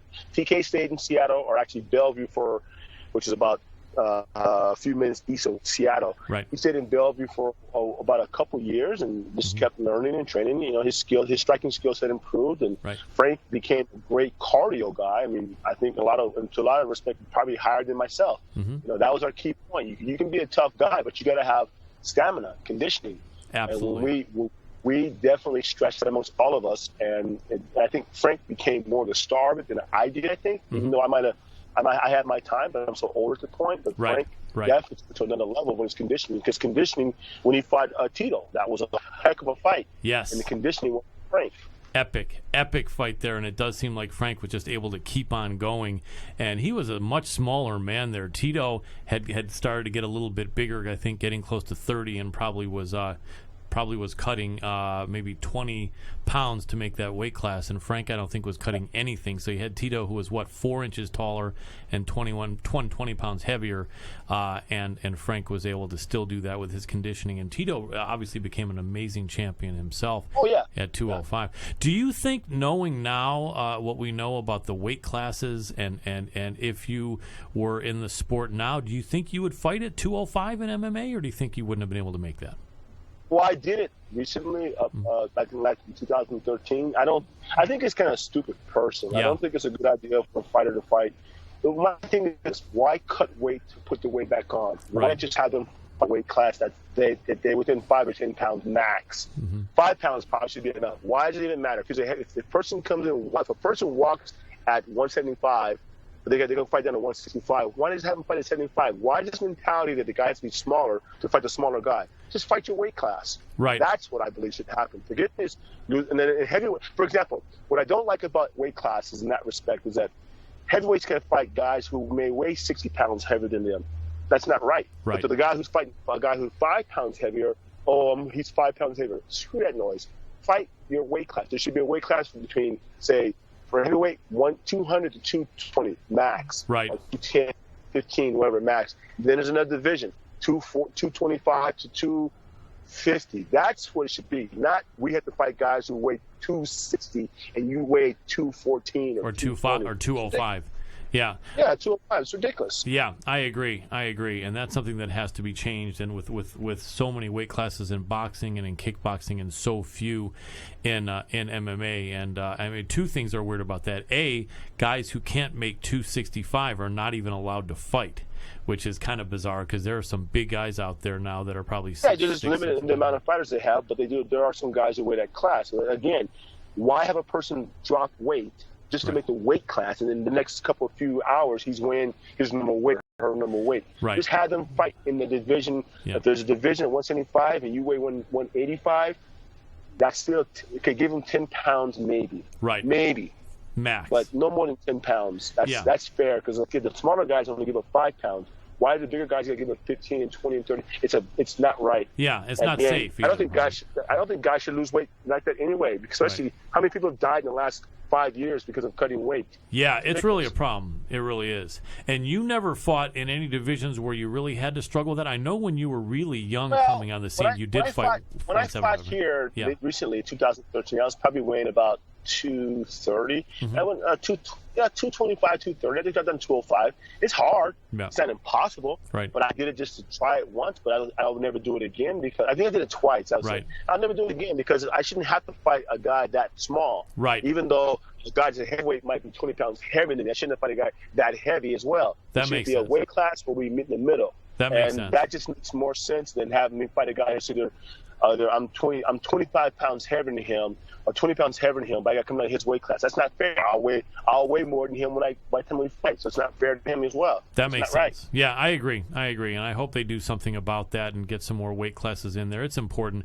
I had one prominent guest tell me, well, if they do that, there's two problems. A, they're going to have make more fights because it's a different weight class. And so be it. Do it. They got to do it right. And then B, the one thing the guy also said, he said, well, let's say a guy is cutting weight to make 170, and you open up a 163 weight class or something. How do you know that guy who walks around at 190 won't try to cut to make 163? But there should be something put in there where you can't do that. You know their everyday weight. Yes. You would have to know their everyday weight of every individual. What do they weigh walking normal? Yeah. Okay. So he classifies to say light heavyweight. Let's say light heavyweight 175, but he walks around at 200 on the average on his off time. Yeah. But then obviously he's not 175. Right. He's more about maybe 195, 185.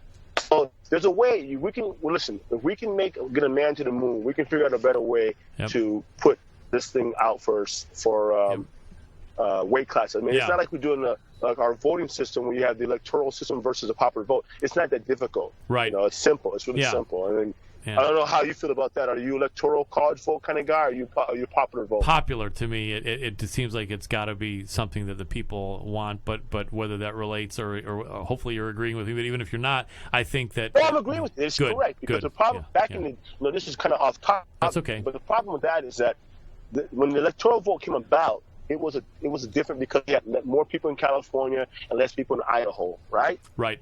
Okay. So now we have 300 million people in this country. The popular vote should do it. It doesn't matter who has. If you agree with it, you agree with it. So back in the day when it first came about, I get it. But now we're 2017. Change the vote. Whether you agree with Donald Trump or not, I don't really care. I'm just saying conversation-wise. Okay, back to fighting. Yes, absolutely, and I agree. And there's a good points. I'm with you 100% on that, Maurice, 100%. But yeah, so absolutely no. There should be more weight classes, and there should be some stipulations and some safeguards as far as not letting someone keep on going to a lower weight class if they walk around different. So I'm with you 100%. Let me ask you this, and I think we're about maybe five minutes away from where you have another obligation, so I don't want to hold you too long, but let me ask you. I'm good. We talk as long as you want. I have all day. I appreciate it, my friend. So let me ask you this: what is your thought as far as like the current rules? Because way back when you started, headbutts were allowed, shots to the groin, 15-minute rounds. Yeah, 15-minute rounds, and I'm imagining you like the 5-minute rounds for MMA. Am I on target with that, or would you suggest something very different as far as? You know what? To be fair, for the fan perspective, I think the 5-minute round is good. For me as a fighter, I didn't really care either way. 5 minutes is cool. Headbutting, I'm not a fan of it. Listen, I'm about the sport being entertaining. Right. Okay. So people have a short span. So 5-minute rules makes a lot of sense. Right. And the current rules, you like the current rules with the restrictions? I'm sorry. Which restriction are you referring to? Because I don't really follow it much now. No problem. So now there's no headbutts, no groin strikes, no hair pulling. Well, you can't. There's no soccer kicks. You can't kick someone in the head on the ground or knee them in the head. That makes sense. Yeah. What do you think about this one thing that there's some controversy on? They have it where you can't knee someone if they're clearly on their knees on the ground or if they're on their back on the ground. You can't knee someone in the head. But they've had a thing for the last several years which they just changed that you could knee someone in the head if they have if they're leaning over, but not if they had one hand on the ground and then you couldn't knee them. And they recently changed that. The rules of kicking. The same rules of kicking. Right. If they got 3 points down, you can't kick them. Right. Okay, right now they just changed it. Now they just said that if you have two hands on the ground, they can't knee you in the head, but if you have one hand on the ground, it's okay. What's your thought on that? Well, I just put to listen to it. Well, logically, if you look at it, it would make sense to say one hand is better than no hands to potentially block, I guess. Right. If you want, to be fair, how about this? Knee to the body, whether you got two hands or one hand to the body. Knees to the head when they're I mean, listen, they're hard. They're easy to block. Right. But I think, to be fair to the promoters, knees to the head should be. I mean, what's the difference? If you need them in the head, they're standing up. Knee to the head on the ground. What's the real difference? Right. I think theoretically, if the knee's going straight down 6'9", right, or 12'9", right, 12'6", that's right. one thing. Right. Maybe that's. I don't. I mean, if it's going, how about this? 12'6", if the head is going against the mat. But if the head's going 3'9", right, and it's gonna move, that would be okay, I would think. That makes sense. Because the head going 12-6 and it's going against the mat, there's nowhere for it to go. Right. That appears to be kind of dangerous. But going to the side, right. 3-6, 3-9, that should be okay, I think. Yeah, I think you're right, and that's kind of what the masses are thinking. So that's a good rule. Do you remember that fight when Coleman went over to the to the Pride Grand Prix 2000 in that final match of the tournament against Igor Vovchanchin, and he had kneed him in the head, I think, about 15 times before Vovchanchin tapped. I remember thinking myself, the people were saying this guy's not human. I remember a friend of mine was saying this is not even going to hurt Igor. He can knee him in the head another 150 times, and it really seemed almost like that was the case. That guy was so tough, but finally I think he started realizing his head was being caved in. That was a crazy fight, but that Igor to have taken about 5-6 knees, and then when they started to be 12-6, he took 3 of those before tapping out. You got to weigh it out. I mean, like I said, knees aren't that. Okay, when I fought Coleman, I think we could knee to the head. I just there's ways to defend that. It's not rocket science. Right. But how much damage are you actually doing in all reality? I mean, I can punch you as hard as I can, which can probably equivalent to a knee. So how much damage are you actually doing, really? Right. And if it's too much, the guy will quit. I mean, I'm looking at it from perspective as a fighter, not as a perspective as a doctor who thinks they know everything about everything. Right. It's like an age discrimination. I mean, age discrimination's crap. I mean, if a guy, because I had a problem with the commission about that when I was fighting actually back home in Washington, which does, and this still revolves on the conversation we're talking about, and I had to worry about extra tests. I'm thinking, well, why do I need extra tests because I'm over 35? Right. What evidence do you have that shows an accumulated amount of fighters have these problems when they don't have any kind of statistics about that? Right. So people making rules for me, how to do what I know, how to judge me, how to tell me how to do what I know how to do, makes no sense. Because again, just because I'm older doesn't mean I'm stupider or dumber. No. Okay. Usually the opposite. So why do I have to have an extra test, take more time to sit there and do more tests because I'm over 35? Right. So that being said, that's the same thing with a knee to the head. A punch to the head is just as dangerous as a knee to the head. Right. Now, if the knee's going, like we said earlier, 12-6 against the mat, that's dangerous. Yeah, but that's going bad. against 3-9, it's not so bad. Yeah, that makes sense. What do you think, really quick? I try to do that, Colin. I try to make sense. I like that. You do. Well, you've always been a guy who is knowledgeable and well-spoken from the beginning. I remember in kickboxing, and so absolutely, you're still doing it, and you're definitely one of the most intelligent fighters and fight analysts that I've talked to, and I'm really glad because, like I said, I've been a fan for many, many years. Let me ask you this last thing, Maurice, and then we gotta wrap it up and thank you in a few minutes. But let me ask you, what do you think about the thoughts about the recovery? And I know the weight, people shouldn't be cutting that much weight, but what do you think about where they took away IVs and where the people couldn't rehydrate, and they also took away therapeutic testosterone replacement for fighters over 35? Real quick, weigh in on that. Do you think fighters should be able to rehydrate, even though the weight cutting is not something you agree with? But do you think then that's the whole point. So why haven't weight cut? Because if you're going to have them cut weight, they have to rehydrate. Right. So that's kind of a conundrum that they put themselves in. Right. They shouldn't. So do I feel sorry for the guy that had to cut weight? No. Right. He should have to cut weight. Right. Now, as far as TRT, the second question, which was testosterone replacement for fighters over 35, because they recently stopped that. They used to allow it up until a couple years ago, and now they've said nothing. You get nothing if you're 35, 40, whatever. What do you think? You know what? Listen, it doesn't mean you're going to be a better fighter because testosterone. It doesn't mean you're going to be a worse fighter because the bottom line is, do you need it? If you need it, then you know what? Whatever. It doesn't make you better. I mean, there's some scientific facts behind it that makes sense, of course.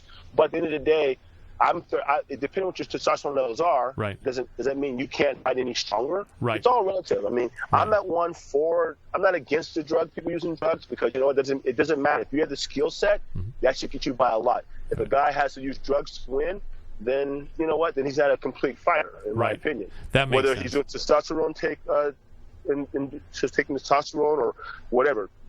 That's just me. Right. But one other thing before you go. Yeah. Let's clarify my record. My record is what? Yes. What is my record in MMA? They have it shown as 14-14, which I know is not That's accurate. incorrect. Yeah. It's very incorrect. Okay. Yeah. So real quick, just to get it off, so you'll have the proper information. I appreciate it. My fight record in MMA is as follows. If you count my first fight with Conan, that's one fight. Right. MMA. Second fight, Kazanari. Yep. Third fight, Mark Coleman. Yep. Fourth fight, Tank Abbott. Fifth fight, Randy Couture. Sixth fight is Kevin Randleman. Seventh fight, Marco Ruas. Eighth fight, Bobby Hoffman. Ninth fight, Renato Babalu. That's right there. Just those fight there. That's 9 fights. Then you got to count Bronco Sikatic. Right. Then you got to count. That's number 10. Then you count Rufus, right? Rick Rufus. You count Hideki. What's his name? Japanese guy of Pride. You're right. Boku. Right. And then you had Matt Kovac. Then you had Jorge Cordoba. Those should be about 16 fights total. Okay, 11 wins, 5 losses. That's my fight record. Until I correct. Other than that, that's my fight record. Not 14-14. Right. In UFC, I'm 4-3, I believe. Right, absolutely, and I agree 100%. That's completely true. These other contests were really, truly, and tremendously modified, dramatically modified rules contests, and so there were not MMA. So you guys should know that. And out of the few fights that Maurice lost in MMA, out of the 11-5 record he mentioned, all those guys were world beaters, top world class guys. And I lost Conan the second time. Conan beat me the second time. Right, but yeah, and all those fights were close. All those fights were really close. So yeah, without a doubt. So that's my record. So it should be 16 fights, 11 wins, 5 losses. Yep. Lost to Randy Couture. Yep. Lost to Kevin Randleman. Right. Lost to Renato Babalu. Yep. Lost to Conan Silveira. Yep. Lost to the Japanese guy. Yep. And then lost to Matt. So that's 6 losses and 10 fights. Right. Like or 11. 17. Yeah, like 11-5, 11-6. And those were all close fights. You were in all of those fights that you lost the entire fight. Well, I got fight. submitted by Conan. Conan and his second fight. Yoshida submitted me. Right. Did he? Yeah. Yeah, it's okay. I got him with a knockout, get me the submission. Yeah, exactly. It's a 1-1, and really with a second one with an asterisk next to it. So absolutely know that. You shocked the world with that first over Conan. Shocked the world with that win over Coleman. You had that confidence, and that's one thing I always remember about you: confidence from day one. Not cocky, not overconfident, but being a relaxed guy who knew he trained hard. And like I remember one of the commentators said years ago. They said this man Maurice Smith really is being called in the kickboxing community the Muhammad Ali of kickboxing, right? So you guys got to know, to be called that, you know you're serious. Maurice Smith, one of the greatest world's kickboxers and one of the absolute top 3, I'd say, American kickboxers in the history of American kickboxing. And so I really want to thank you so much for having been with us, Maurice. You know you have a huge fan here. I loved having you on the show, and absolutely anytime you want, you got anything you want to go over again, or more time in your schedule to talk, we'll be very glad to have you on again. Well, thank you for having me. I appreciate it. You're very welcome. Well, I will thank our fans, and Maurice, we will look forward to seeing you very soon. Thanks again, my friend. You have a great evening, and we'll see you again on this MMA Power Hour anytime you want. Just hit me up. All right. Thank you very much, Colin. Have a good day. You're very welcome. You too. Take care. Ladies and gentlemen, that was Maurice Smith. What a nice guy. What a sharp guy, remembering all those fights. I think any fighter would be hard-pressed, Hall of Fame fighter, to remember the last 15 fights that they had, or even active fighters. So really impressive guy, still sharp as a tack. Always good to see that with a man that had 70-some fights if you combine kickboxing and MMA. So, man, what an amazing guy. You guys that didn't know him, now you know him. Check him out. Humble guy, respectful guy, absolute world-class world champion in both MMA and kickboxing for sure. Mr. Maurice Smith, UFC Hall of Famer.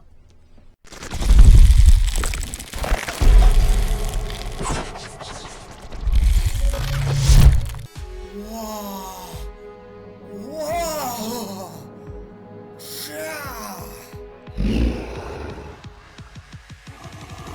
Amazing!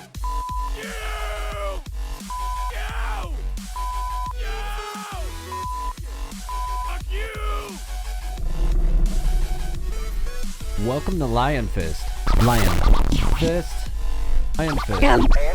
Lion Fist Live. It's like a lion roars. Duh. don't get it. Bringing you a bunch of random stuff today. I really don't care. No, really. I don't care. Keeping things relevant every Sunday at 2 p.m. Pacific time here on Lion Fist Live. This is Lion Fist, only on iFluxy. Seriously?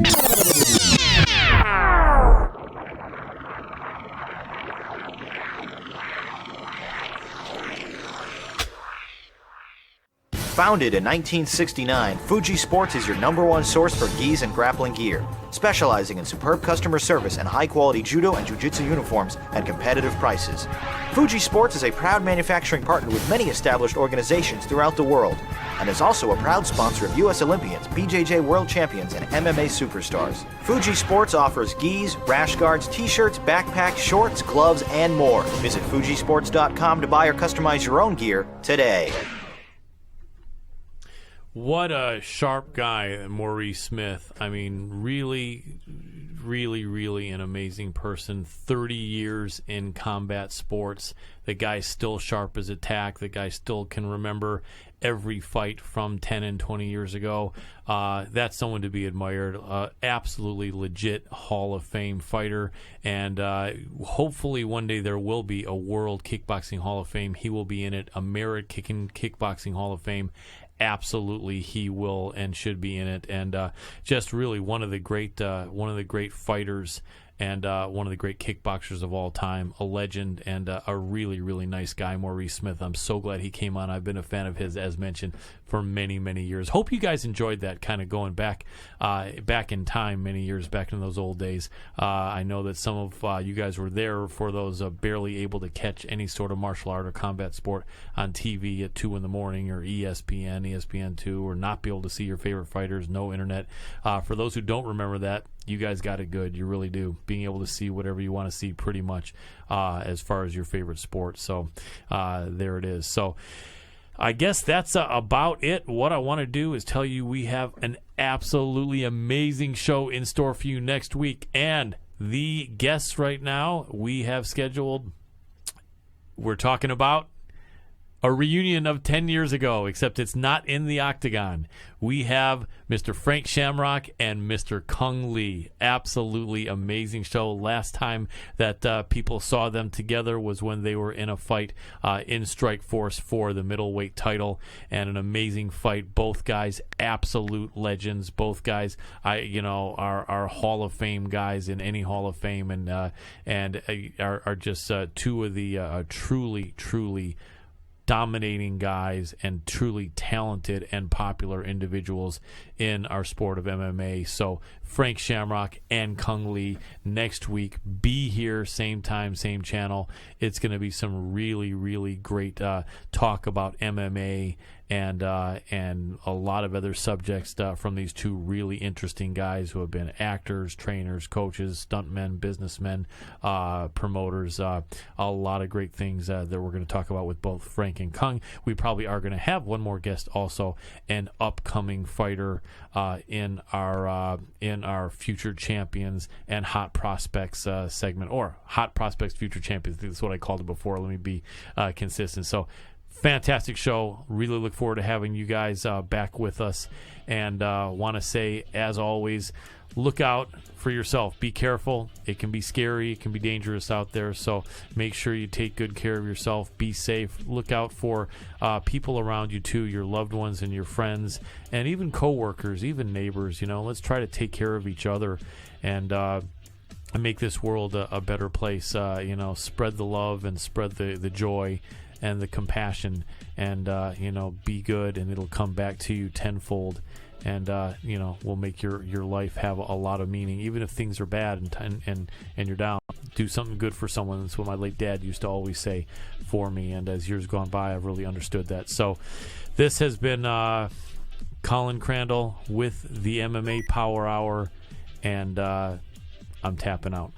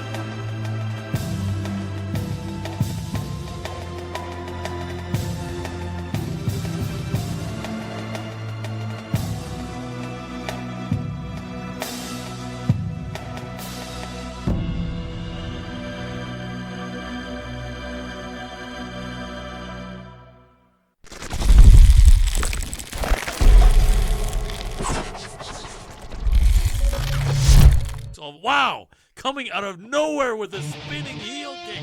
Knockout. This is Colin Crandall from iFluxy Studios bringing you the MMA Power Hour. I don't know why people We'll be talking about everything MMA, recapping most recent fights, breaking down what happened, and especially going over the most exciting upcoming fights, looking at the matchups, breaking down, analysis, even predictions, betting advice, all kinds of great things that we will be presenting to you here from super fans, knowledgeable people like myself who train and love MMA. So go to iFluxy.com and tune in for your weekly MMA action on the MMA Power Hour every Wednesday at 8. It will be good, but Tyron Woodley is a badass fighter. Anyone that doesn't think so, go ahead and tell him to his face, because I ain't going to be doing that for sure, and neither are you.